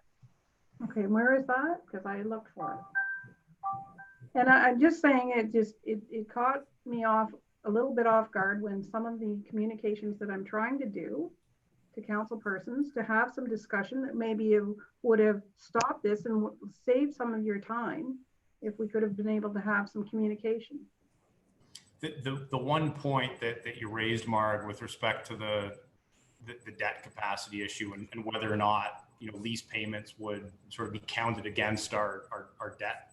I mean, if you were able to tune in last Wednesday, Carrie Holmes, our treasurer, indicated that it was only that afternoon that she did get final confirmation from the ministry that yes, in fact, these payments do go against our debt load. So, you know, unfortunately, none of us had a definitive answer before that. I think the suspicion was there that probably was the case, but Carrie didn't get confirmation until that afternoon. So, okay. So on the note of the concept of leasing. Okay, we just have a question, Mark. Sorry, one sec, Councillor Hall. So just with regards to that, so the IFRS accounting rules place capital leases towards the capital borrowing because you're exposed for that for the long term. So again, when I mentioned that in my statements, I wasn't intending to say anything other than from an expense perspective, it still impacts that ability to borrow. And I think that's what I experienced from my private practice side of activities, is all of our capital borrowing that's considered lease-wise does impact our borrowing ability too. Yeah, and I'm familiar with that concept. So all I'm asking for is that the council be, if they want to be approachable, then to be approachable. If they want to have citizens participate, then let's respect each other both ways. That's all I'm asking for. Okay. All right. Thank you, Marg. So with that, ask for a motion to receive the presentation for information. Moved by Councillor Buffett, seconded by Councillor Hall. All in favor? Carried. All right. Thank you. Council inquiries. Deputy Mayor Anderson. Thank you, Mayor Mills. I wanted to thank, first of all, Denise for sending out the information on the Grey County, I believe, transit initiative. I meant to ask that the last meeting, and I saw the correspondence come in today, so I thank you for that. I was having I would say a difficult time, but I went through it rather quickly. And Denise, maybe you could just chime in and speak to, are they suggesting a scaled down approach that would not at this stage include Shelburne? I saw that they were looking at some Grey County 4 option or something along those lines, because they were concerned about social distancing and maybe not, there wouldn't be an appetite per se with the ridership as they once anticipated. So I don't know if my brief review is correct on that, but maybe if you could comment on that for me, please. Through the mayor, Deputy Mayor, that's not my understanding. I have to apologize. I have to read it myself entirely because I was on vacation last week. But my understanding from reviewing it this morning is that there's still a commitment to have stops in Shelburne 5 times a day that would continue on to Orangeville, and that they had consulted with staff many, many months ago on where those 2 stops would be located. We're anticipating that nothing has really changed with respect to that commitment. And I expect to be following up with Grey County staff either this week or next week on the next steps in the process. Okay. Yeah, there was, I was a bit confused in what I saw because I saw an outline for the stops that you're talking about in Shelburne and others as well. But there was also mention in the fact that they were scaling down the process due to COVID-19. So I wasn't sure what council or staff actually was recommending. But if what you're saying is, and I trust what you're saying is accurate based on your review of it, as long as it's still in play, that's a good thing. And I guess my last question to you, Denise, do you have a sense of maybe when they're going to be implementing or when this thing would be on the road, so to speak? I'm going to address the first question about the COVID-19 impact. So when you say scaling back, you probably, I should clarify that the bus had limited seating capacity to begin with because it's a small bus. So certainly there will be impacts on the number of people that can ride based on the physical limitations. I don't know what the date is. Originally, we were expecting a May launch, but certainly we're being pushed back. And that's information that I hope to be able to confirm with the update call with the Grey County staff in the near future. But I know that it's a commitment because funding was provided to both Grey County and to Southgate Township, who partnered with Grey County in the grant application to deliver that line of service running from Dundalk to Orangeville as part of the routing. No hesitation that there will be availability, and it's very important for employment and for business to have that commitment continue. Perfect. And Mayor Mills, just my last, this is not necessarily a question, just a comment with respect to Jennifer was nice enough to send out the doodle poll for the anti-racism training. I'm just encouraging council members, if they haven't as of yet, to complete that so we could actually schedule a date. Thank you. Okay, thank you. Councilor Bernardo.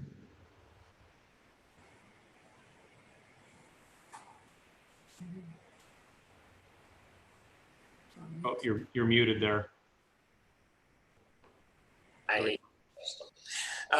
I noticed, I know we put up the signage around our park saying use it at your own risk, but I noticed the town of Orangeville is also putting cameras in there because of crowd gathering and other purposes. And then I saw the email on our insurance. regarding COVID-19. So I'm just wondering, is it something that maybe we should be thinking about as a council as well? Denise? Through the mayor, the project in Orangeville had significant funding through a grant program for smart technologies. So it's certainly something that we have not reviewed with respect to how we would enhance the monitoring of our parks. We believe that based on our current challenges, which are very minimal, that it's probably something we don't need to contemplate at this time, nor look at funding.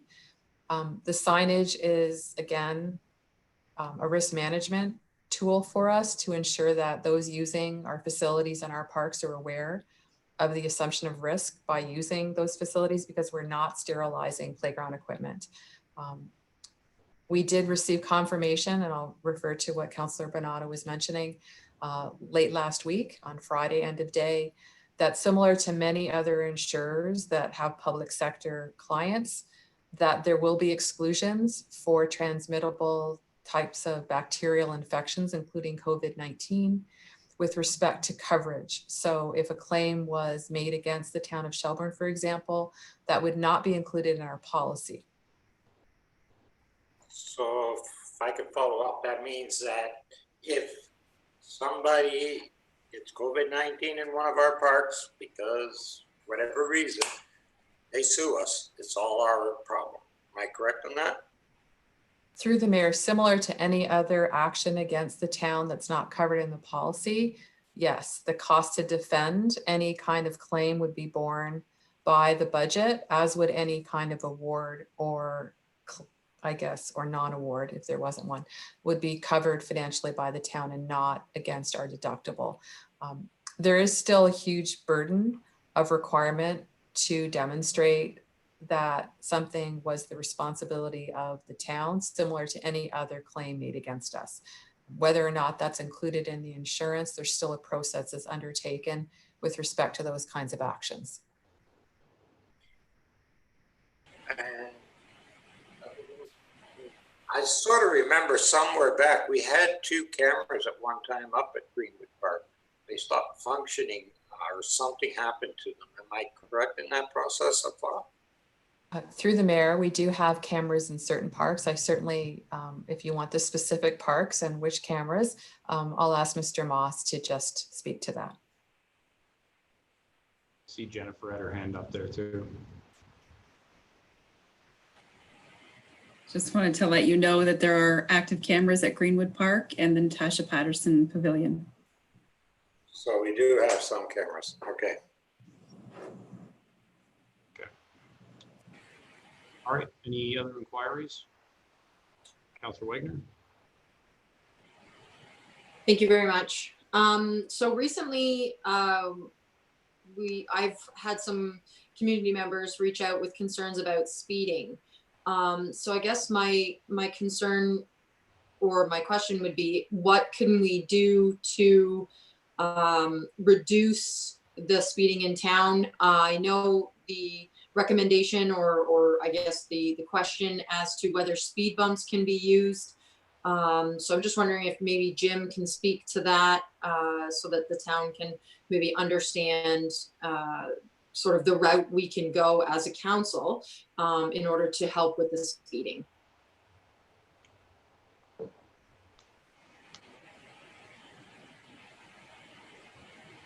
Through your worship, always the best mitigation for any kind of speeding is police enforcement.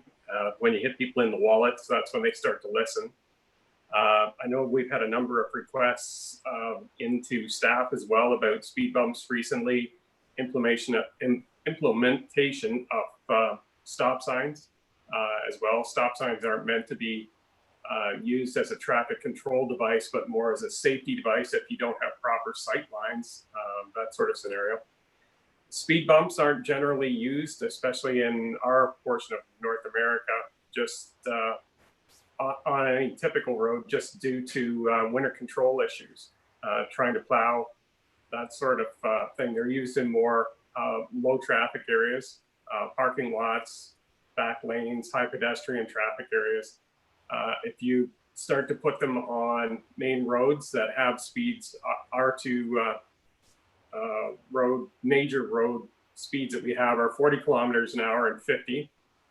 You could do some serious damage to a vehicle or a commercial truck hauling produce or whatnot as well. So you kind of, similar to an unmaintained pothole, you kind of put yourself in a liability issue that you could damage a vehicle where they could come back on the municipality. So enforcement is always good. We do have 3 speed signs ourselves now as the town.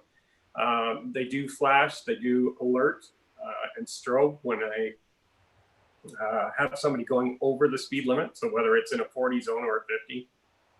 As well, they do keep track of the speeds and the traffic volumes as well. So we can use that as a tool to alert the police that we do have speeding in a specific area. We can put that over to the police chief, and then he can get his staff members out on it. So we have done that in the past as well, but enforcement definitely is the way to go with it. And to that point, I mean, the deputy mayor and I can raise, you know, a couple of the specific concerns that have been addressed to council lately at the next police service board meeting. Moving forward, you know, post next February when there's a transition to OPP, I mean, that would still be the same. I think we heard from Staff Sergeant Randall that, you know, if there are concerns like that, then the best avenue is through the local police service board, and indicate where, you know, certain problem areas may exist, and enforcement will be ramped up. Councilor Bernardo, did I see your hand there? I just wanted to ask Jim, you said we have 3 currently, did we not order another one this year? Previously we had 2. We do have the 3rd one in operation now. So it's the strobe on it's a little different color. It's a red that it lights up, so it's noticeably different than the first 2. But yes, we do have it in operation and it's out there right now. Yeah, I'm asking, are we getting a 4th one? Because I thought we were getting one out. I remember we discussing, I thought we were getting a 4th one. I think we took the 4th one out of the budget last year in sort of one of our final meetings. Yeah. I think if I recall correctly, Councilor Bernardo, I think you had initially asked for 2 new ones, and I think we scaled that back to 1 new one. That's my recollection anyways, so. Okay, well. Councilor Just wondering what the process would be then to request those signs at certain locations. One of the concerns I've heard is obviously the First Avenue East, and another one is Cook Crescent. So just wondering sort of how we could start moving them around a little bit. Through your worship, we did relocate the one last week over to First Avenue, so it's out there right now. One up at Cook Crescent, we would either have to attach it to a streetlight standard or put a post up there. We do have standing places in town where we already have the posts and the mounting brackets already in place. So we just come up, clip on the solar panel and the unit and take it from there. But yeah, it is possible. And we do like to move it around as much as possible too.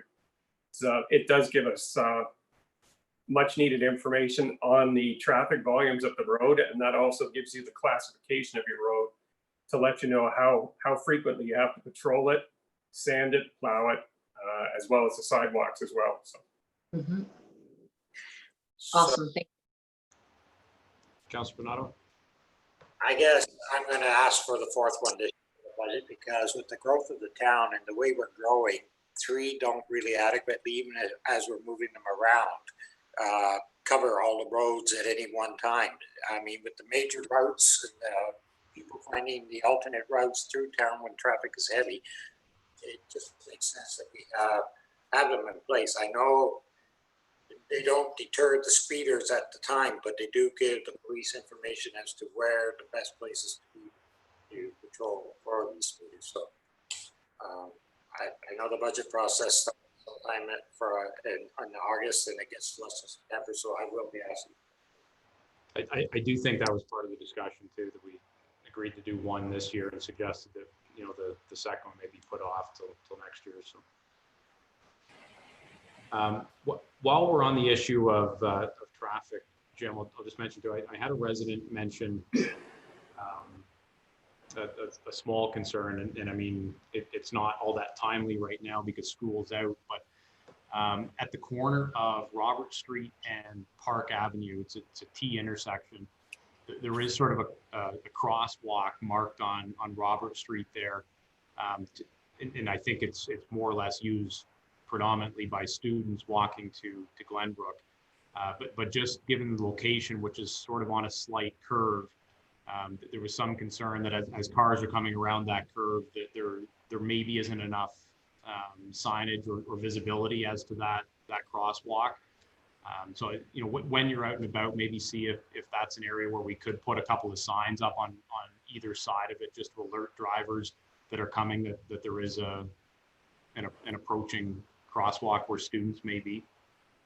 Sure. You'll be going there tomorrow, Jim, if you're visiting Mark. Will do. I will be in town tomorrow, so I'll take a look. So. Okay. You know, Wade, if you don't mind, I just want to say I'm all for Councilor Bernardo's speed calming measures, as long as they're not the cardboard cutouts that he suggested prior or previously. But as we as we talk about enforcement, though, Jennifer, you may have spoken about this previously about the bylaw officer. Are we closer to onboarding that individual, or have we already onboarded this individual already? Yes, we are close to finding a full-time person. I'll have an update for council hopefully next week. All right, thank you. All right. Last call for inquiries. Be the biggest part of the agenda tonight. Okay. Alrighty, then we will move on to report from SBA regarding the additional well testing programs for wells 1 and 3. Steve, how are you? Excellent. And yourself? Good. Like the COVID beard. This has been last meeting, but yeah. That's right. This one's been shaved once, so. I think if it's okay with council, I think Jim was maybe going to just do an introductory to the report, and then I'll maybe do most of the heavy lifting after that, if that's okay with council. Sure. Yes, through your worship, there a number of months ago, we had come to council just about rehabilitation on well 1 and well 3 in town. That rehabilitation did take place, and it actually went very well at both wells. We did have to come back to council to put that slip lining for that stainless steel casing into well 3. And the rehabilitation on both wells did bring the production back substantially. What was noted during the evaluation of the wells is both well pumps are insufficient. But one was the reason that the well was not pumping all that much, and it was slowly plugging off. The well pump itself had just run its course. The other well pump was laboring, but it's not going to be sufficient for the upgrade for the arsenic treatment that's going to be needed with the additional filters in that. So while this was underway with the airlifting of the wells, it was also noticed that well 3 has a suspicion from the well driller, as well as Bill Banks, that it may be a Goody well, similar to well 1. So groundwater under the influence of surface water. So that does need to be investigated. So that's one of the major things that Steve's going to be talking about here. But with the increase in flow back at well 1, very, very close to what it originally produced, it needs to be evaluated again, since it's a Goody well, just to make sure that the UV system that's in place there is sufficient for treatment as well. So that being said, I should turn it over to Steve, and he can give you all the big details. Thanks, Jim. So as Jim indicated, the rehabilitation work went very well. We actually were able to bring well 1 back to approximately, or at this point prior to testing, the step testing has indicated that we most likely can get a sustainable rate of 14 liters a second, possibly up to 16 liters a second at intermittent times. And just for council's benefit, the original permits to take water for pump or for well 1 was 19 liters a second, but just prior to the rehabilitation, Aqua had actually shut that well off completely and was providing no flow. Prior to that, when we did the testing about 3.5, 4 years ago, that well was going to be rated somewhere in the 4 to 5 liter a second range. So it significantly improved the characteristics of that aquifer and well casing for well 1.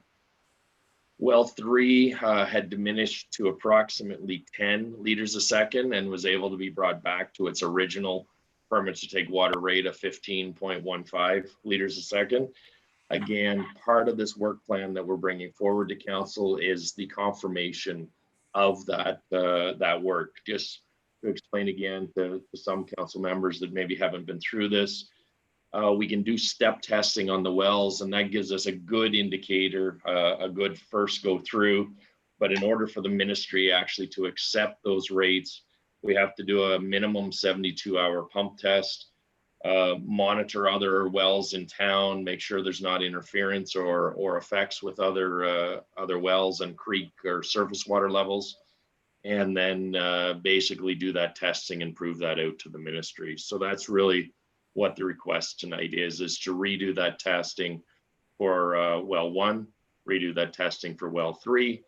And in addition to that, as Jim had indicated, there were signs during this work that well 3 is showing signs of a suspected Goody supply.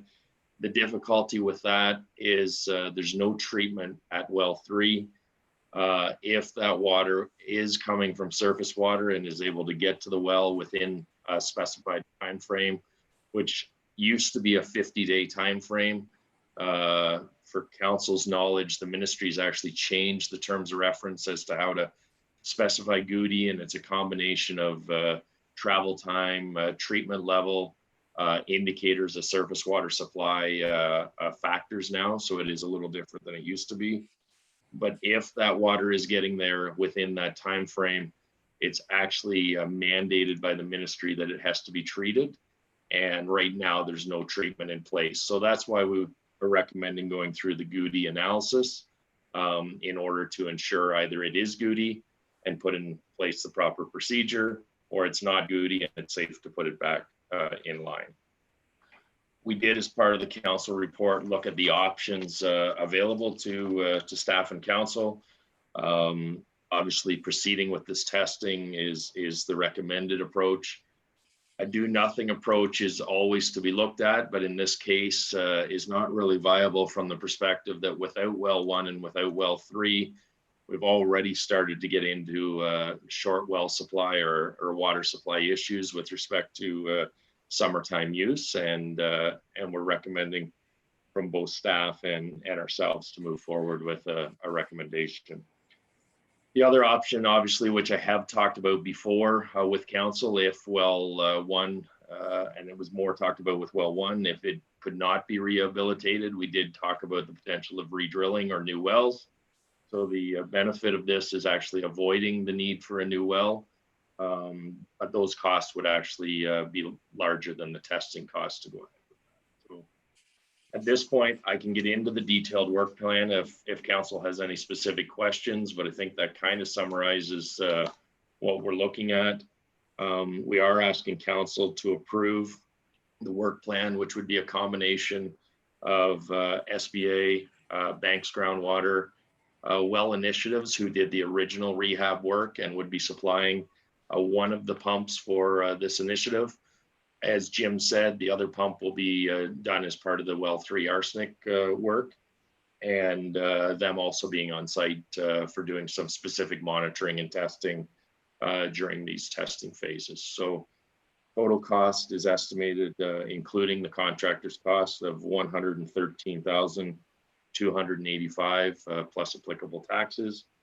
And I understand from speaking with the treasurer that because this amount was not budgeted in this year's approved budget, that it would need to come from the water reserves as noted in the report. Okay. Any questions for Steve? Councillor Wagner? Hi there, thank you. So I guess the rehabilitation of well 1, are we thinking that there's a good probability it will be fine, so we won't need to drill a new well? I think under my understanding, a new well drill is about 150 to 200,000. So with the testing, you know, are we thinking it's obviously, I mean, you're thinking it's beneficial to do the testing, but does that mean that you have a really good, you know, probability of the well being okay? Yeah, so through you, Mayor, I will never guarantee that we won't need another well. Wells are almost like I've compared them to a living being before, but the rehabilitation was very successful. So our hopes with this, usually rehabilitation of wells can be very successful and last 5 to 7 years sort of thing, or it can be not effective at all. And in this case, it was very successful. There was, as Jim pointed out, there was a pump issue with well 1, but more significant with pump 1 is there'd been a lot of buildup of sediment, a lot of sort of iron that had come into that well. So through the rehabilitation, through pumping in action and some chemical addition to the well, we were able to clean up all that sediment and all that iron. So it will build up again in time.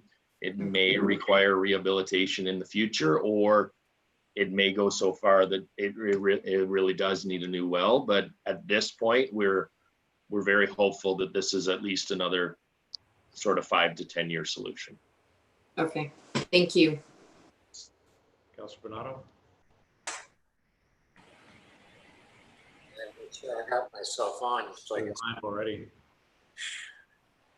First of all, a new well doesn't cost, it cost $5 million for the last one we put in. So it's not a cheap project, trust me. Okay.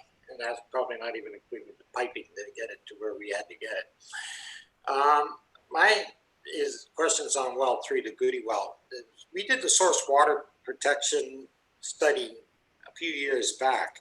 It would not have determined at that point in time if it was a Goody well, or just suddenly becomes a Goody well after that study?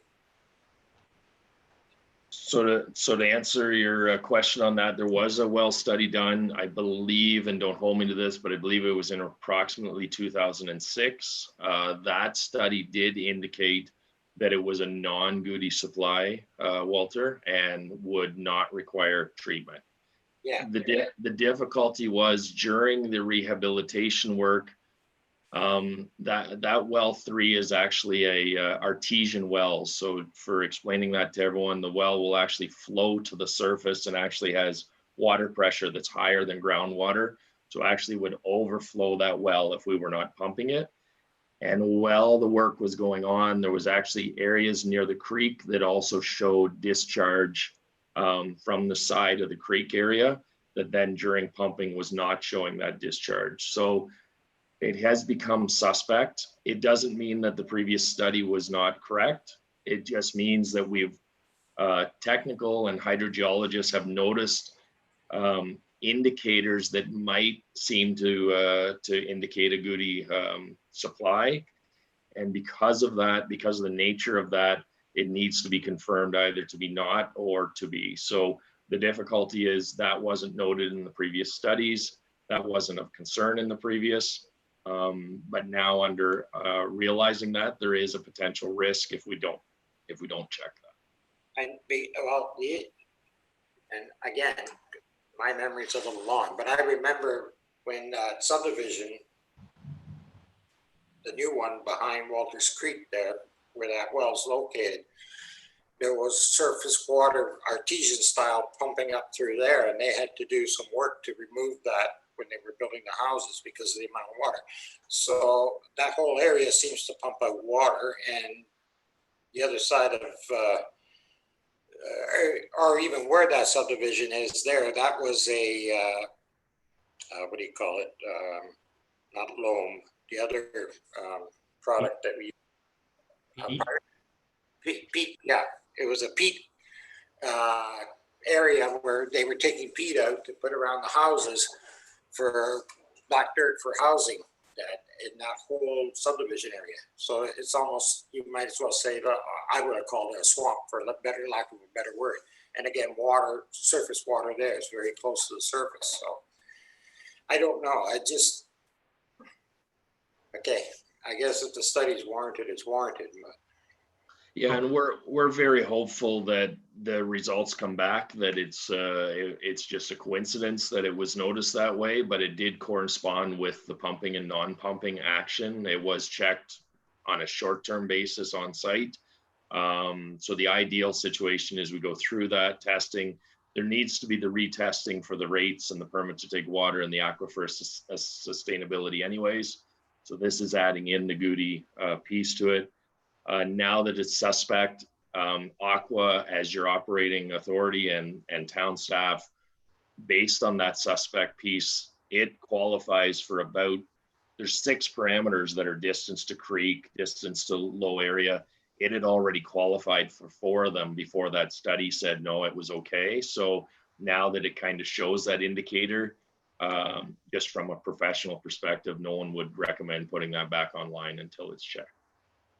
and do you have to notify the Source Water Protection Committee? We have already been in consultation with the group, and that would be part of that program if there was a change. Just so council also knows, we've actually put the arsenic design project on hold as well, because if there was any need for changes to that design or the addition of UV to be able to deal with a Goody supply similar to well 1, we didn't want to proceed to finalizing a brand new design and then have to resubmit to the ministry. So we were right at the stage about a month and a half ago of submitting to the ministry for that new design, and that's kind of on hold pending the results of this investigation as well. I think you just answered my question, Steve, but if it is determined that well 3 is in fact a Goody well, that you've indicated that there would be additional treatment involved, would that end at UV treatment, or would there be something beyond that? So again, to answer your question, Mayor, it goes through a bit of a flow chart as to what's required from a treatment perspective. And I'm actually quite happy that the ministry's updated the way they're checking it now, because if turbidities are low, if risk is low, but it's still Goody, then UV would be enough. And that's referred to as Goody with adequate filtration. That's what Pump House 1 is, and that's why it was just UV added there. If there was spikes in turbidity, if there was temperature changes, if there was, say, E. coli or other surface indicators that could get to the well, then you would have to have the equivalent of chemically assisted filtration. So it may need another filter or something in addition to the arsenic filters that are being added. So that's why it's so important to determine this and run through sort of the treatment flow chart, because it can be a relatively simple, it's fine, move forward, or it could be UV, give us enough log removal because the natural soil and the natural sand around it's giving treatment, or it could be a fairly elaborate treatment system that would be required. So that's why we do need to check it. Okay, do you have any idea, just, I mean, a ballpark in terms of what those treatment costs may be on the low end of the flow chart and on the high end? So UV generally, and most of the water treatment plants that we've been involved in recently have probably ranged in the 200 to 300,000 range to put in, if we're doing that sort of alongside with other treatment equipment. I assume when well 1 was done, it was probably done in the 60, 80,000 range, because those costs have gone up significantly in the last few years. Treatment, again, the one nice thing, and I don't mean to say this as a nice thing, but we're in the middle of a design for an expansion to that building, for filters going into that building for arsenic. The building expansion costs, otherwise I could be sitting here giving you crazy numbers of up to $2 million for treatment sort of thing, but I already gave you those numbers probably a year ago because we're doing it for arsenic. So again, maybe a silver lining on the rainbow, but we're in the middle of that design. You'd never have a better chance to actually change it or modify it if we had to. But again, as I said to Councillor Bernardo, our ideal is we go through the testing, we confirm that it's still just a non-Goody supply and there's no change to the design. We start the arsenic design back up again and we submit to the ministry is our ideal. But we can't sort of change the science. We have to go through the process to really see what's happening. Well, I think we're about due for some good luck, so. Yes. Well, I think the rehab was good luck, but, and I guess for council's benefit too, just so you're aware, if we're able to verify the testing for well 1 and well 3, as we've thought based on step testing, and we're able to verify what we already have in modeling for 7 and 8, this supply would actually buy us out to about 18 years of supply for the town of Shelburne. So I know Councillor Bernardo talked about a $5 million cost to a new well, and that's absolutely correct. If you need to go and find that well, build a pump house, build a line to connect to it. The advantage we have with well 1 and well 3 is the pump houses are already in existence. The system's there, it's already connected. We're really just talking about ensuring that we have the right studies and the right treatment for that supply. And the other part is you got to find a municipality that will allow you to put the well, get a well in there, because when we went to Amaranth, they told us to go home and forget it. Councillor Fegan? Steve, maybe you can help me understand something. I'm by no means a well expert or any kind of an engineer, so I want to put this to you for your expertise. I'm under the understanding, recently I came across an article or somebody mentioned it to me, that there's a possibility of increasing water flow to a well through hydrofracking. Can you give me some information on what that process is, and is that something that we maybe should look at for any of our wells going to the future? So hydrofracking is essentially this very similar to the rehab that was done, but usually the terminology hydrofracking is utilized when it's in a bedrock well. So that's actually essentially jetting or shooting hydrofrac or water back into that well. And what you're trying to do is cause more crevices or cause more fractures. And that's where the terminology hydrofracking comes from, the water and then breaking up the bedrock. Most of the supplies in Shelburne are in a water-bearing sand zone.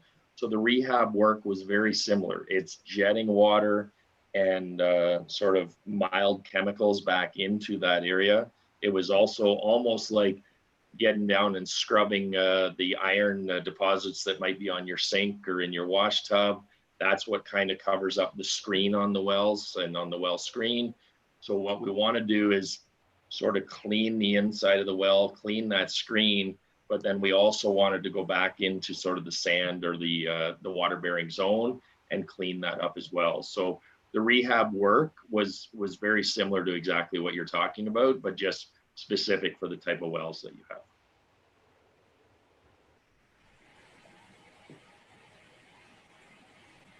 Okay. Any other questions for Steve?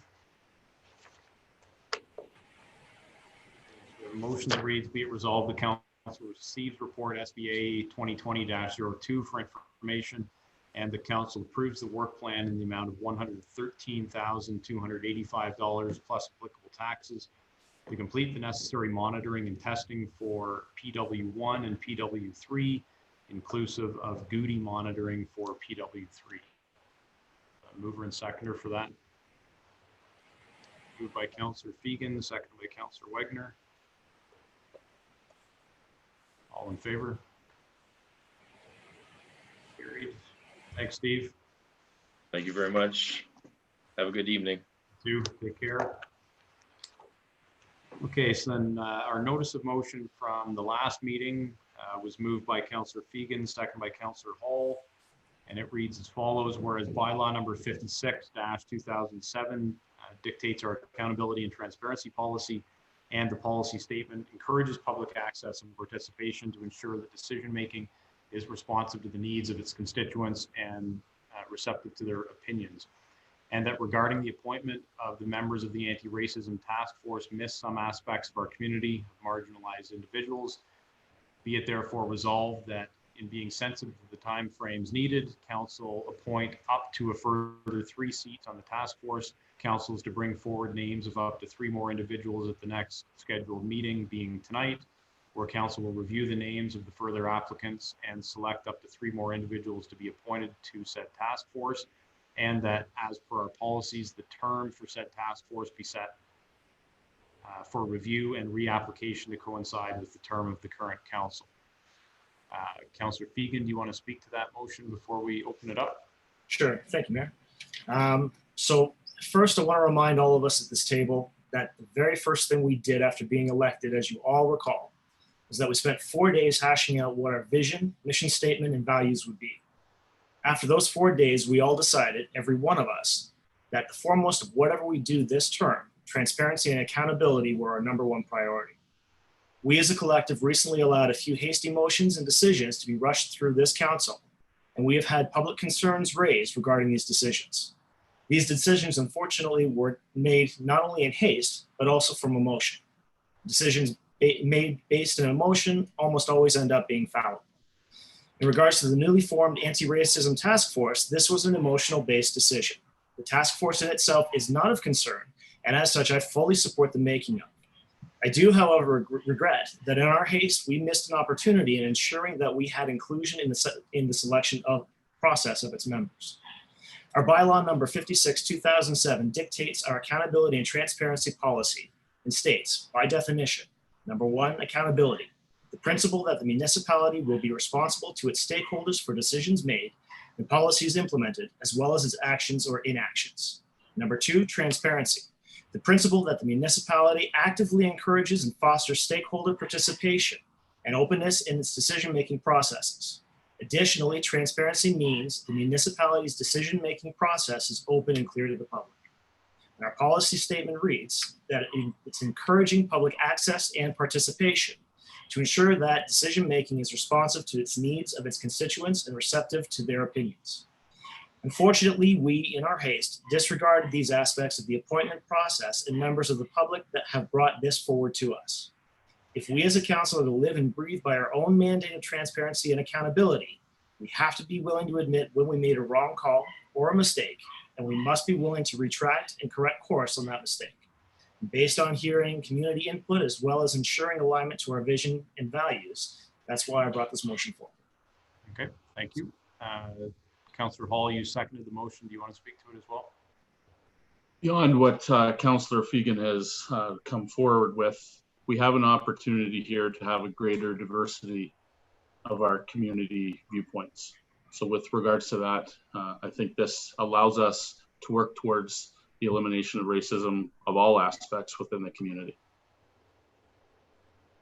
Okay, thank you. I think what we'll do procedurally, I'll open this up for additional comments on this motion, but I think what we'll do is once council's had a chance to discuss the motion, we'll vote on this motion.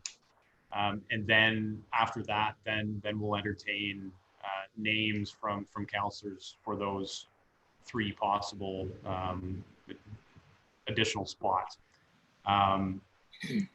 Does anybody else want to speak to the motion that's on the floor?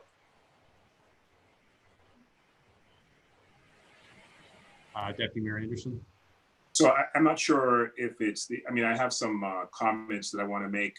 So I don't know if it's during the discussion phase of the motion or you're affording me the opportunity to comment now in response to what was just said. Yeah, I think that would be the appropriate time. Yeah. Okay, that would be the appropriate time at the discussion phase? Okay, I'll wait until then. No, like now, like we're now? Okay.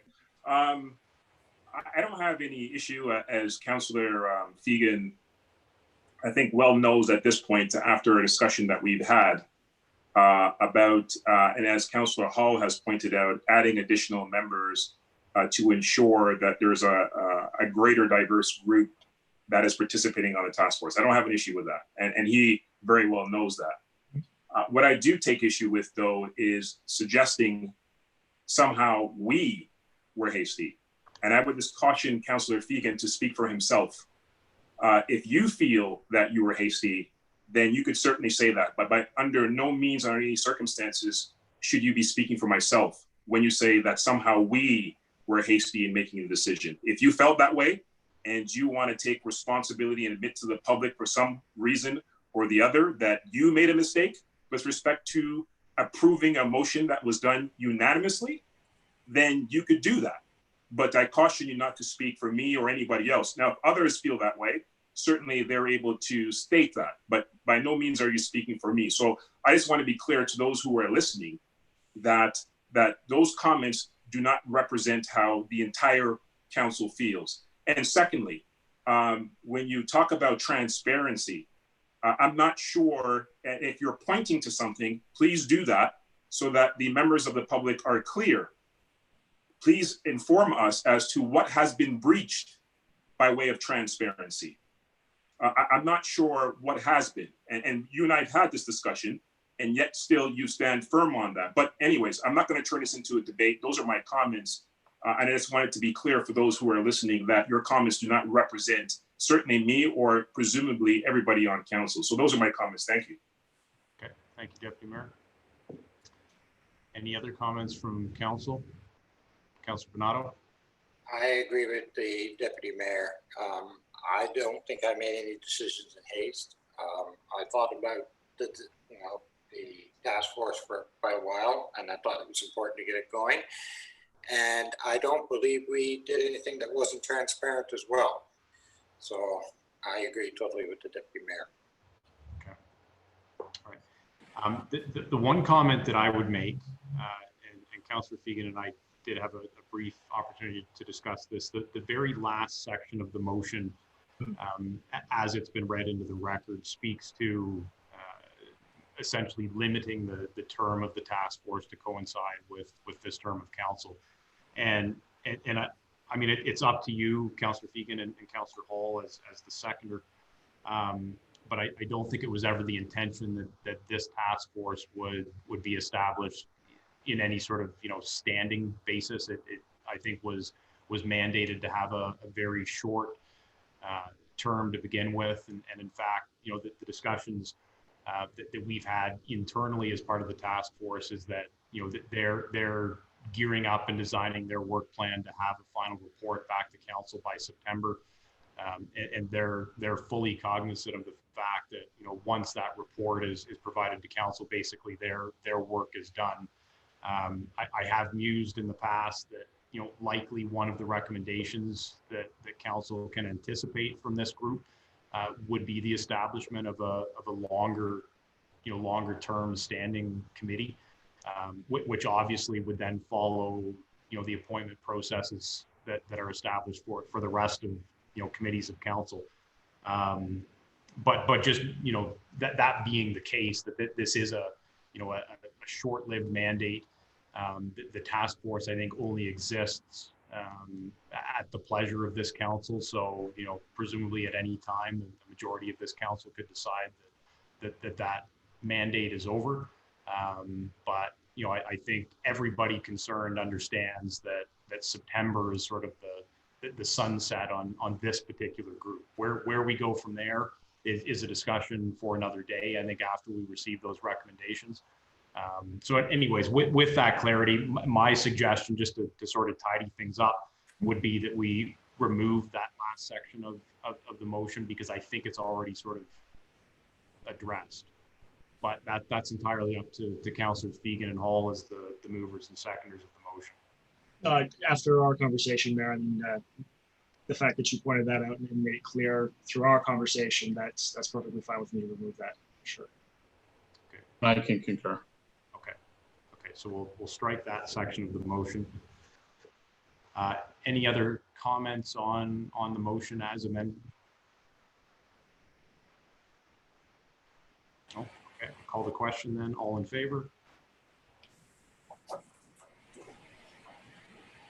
Any opposed? Okay, it's carried.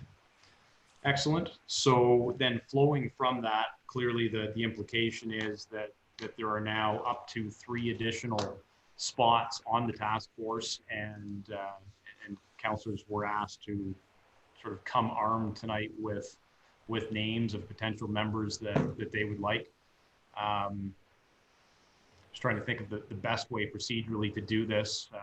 Why don't we just open it up, and we'll see how many names we end up with, and then we'll go from there. If there's no more than 3, it may be an easy job.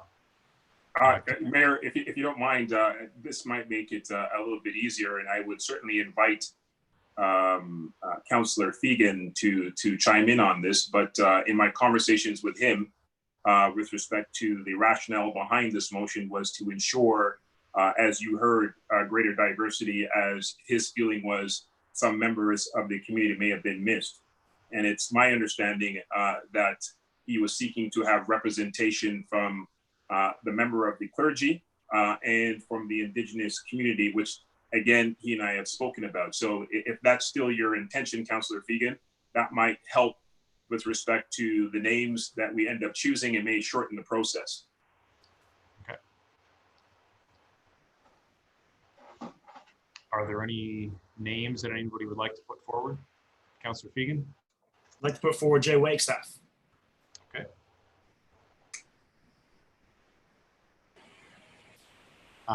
Have you spoken to Jay? Okay. Yeah, had a phone conversation with him, let him know what the intention was and what I was asking of him, and he was actually very excited to be a part of it. Okay. No, that's good. I mean, it just sort of occurred to me that it would be a shame if we appoint somebody who's not willing to serve. So, Councillor Wagner, did I see your hand? Yes, thank you. Yeah, if the intention, of course, is to also include someone from the Indigenous community.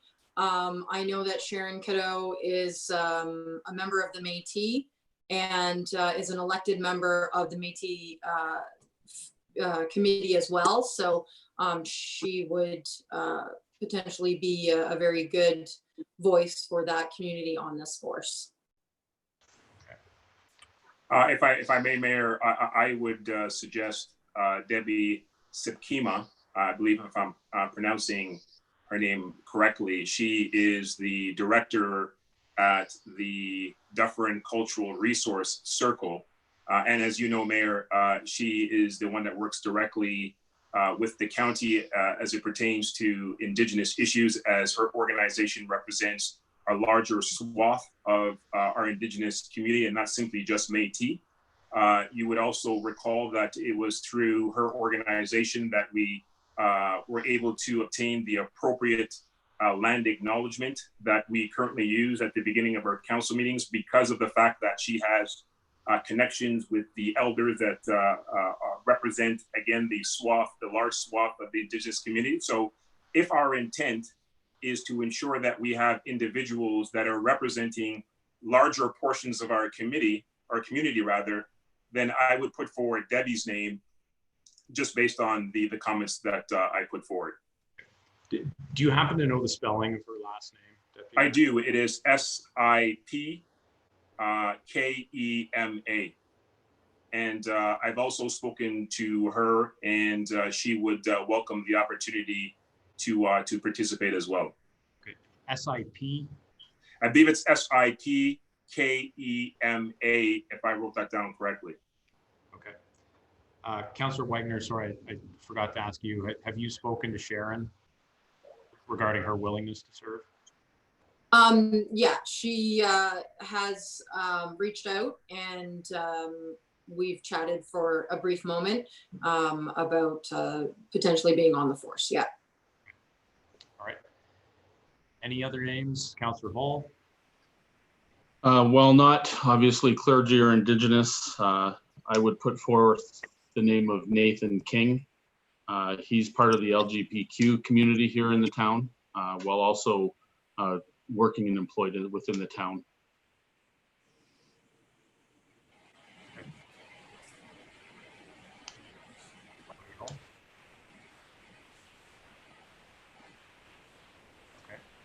So I will also put forward the name of Andrew Cunningham, who's also a resident in the town of Shelburne, and is a racialized individual as well. And I believe in my conversations with him that he would welcome the opportunity to participate.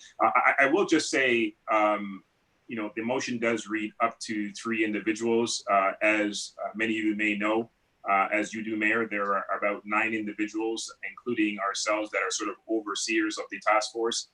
I think if we look at what the county has put out with respect to their diversity and inclusion committee, they were looking for 8 to 10 members. I think that we should be sort of in line with that and consistent with that. So I would be recommending 2 individuals, but if the task force, sorry, not the task force, the council believes that 3 is absolutely necessary, then we could certainly discuss that. Okay. Given the fact that there's 5 nominations and the motion that it just passed indicated up to 3, I mean, it would seem to me that we probably should fill all 3 in order to keep with the spirit of that motion that was passed. If there were fewer than 3, then fine. But I mean, as it stands right now, there are going to be 2 people who have been nominated who won't ultimately be appointed. I'm just trying to think of the best way of doing this. Let me run this suggestion by council, and if anybody has any objections, please say so. I think probably that the most equitable way of doing this is to run through each of the 5 names alphabetically, but keep in mind that we will only be taking 3. So don't waste all 3 of your votes on the first 3 if you want one of the 4th or 5th names. So just to be clear, and maybe everybody should jot this down, Sharon Cadeau will be number 1, followed by Andrew Cunningham, followed by Nathan King, followed by Debbie Septima, followed lastly by Jay Wagstaff. Does anybody have any issues with that approach? So we'll vote on each individual alphabetically, and the majority will rule. So starting off with Sharon Cadeau. So Councillor Wagner nominated this individual. Do I have a seconder for that nomination?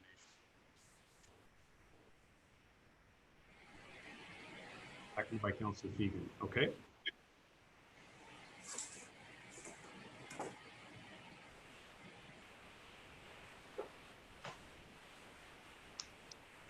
Okay. All of those in favor of appointing Sharon Cadeau.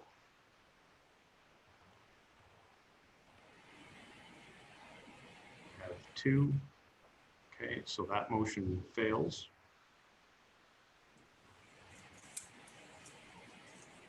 Secondly, Andrew Cunningham was nominated by Deputy Mayor Anderson. Is there a seconder for that nomination? Councilor Bernardo. Right, bear with me, I'm just writing my notes here. Okay, all in favor of appointing Andrew Cunningham to the task force?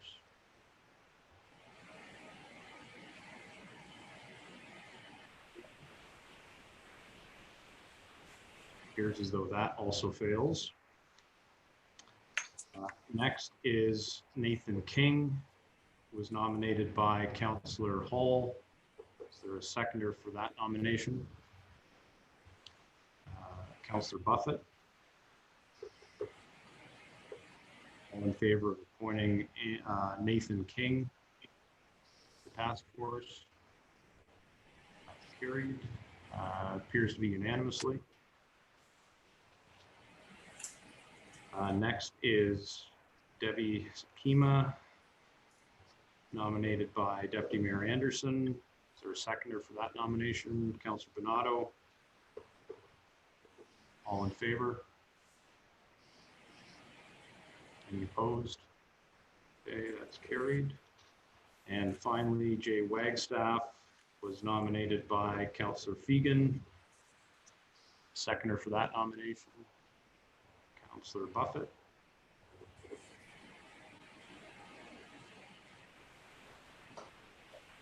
Okay, all in favor of appointing Jay Wagstaff? Any opposed? Okay, carried. All right, so the 3 additional appointees are Nathan King, Debbie Septima, and Jay Wagstaff. Okay. Thank you. I think that was the only fair way to do that, so it worked out all right.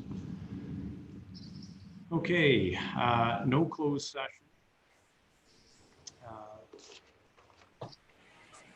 Sorry. I lost a page there on my agenda. Councillor motions. Oops, sorry. I have to go back one. Bylaw. Bylaw number 33-2020 is a bylaw for council's consideration to authorize the acceptance of the OPP costing proposal dated June 22nd. Jennifer, could you just speak briefly to that to explain why we have to do this? Through you, Mr. Mayor, I sure can. This bylaw is required as part of our submission to the Provincial Police Commission in order for them to decide for Shelburne to switch over to the OPP proposal. So notwithstanding our vote last week, we have to pass a bylaw to just formalize that? That's correct, yes. All right, so the motion reads, be it resolved that leave be given for the reading and enacting of bylaw number 33-2020, being a bylaw to authorize the acceptance of the Ontario Provincial Police costing proposal dated June 22nd, 2020. Mover and seconder for that. Moved by Councillor Bernardo, seconded by Councillor Fegan. All in favor? Carried. All right, councillor motions. Are there any notices of motion for the next meeting? No. Okay, communications. 9 items listed under communications. Is there anything that anybody would like to deal with separately? No. If not, I'd look for a motion to receive the items listed under number 7, communications. Moved by Deputy Mayor Anderson, seconded by Councillor Wagner. All in favor? Carried. Again, no closed session, so confirming bylaw for a mover and seconder to be resolved that leave be given for the reading and enacting of bylaw number 34-2020, being a bylaw to confirm certain proceedings of the Council of the Corporation of the Town of Shelburne for its regular council meeting held July 27th, 2020. Councillor Fegan, seconded by Councillor Bernardo. All in favor? And motion to adjourn. All seconded by Councillor Buffett. All in favor? Carried. All right. Thank you all. Lindsay, who else is on the arena board? From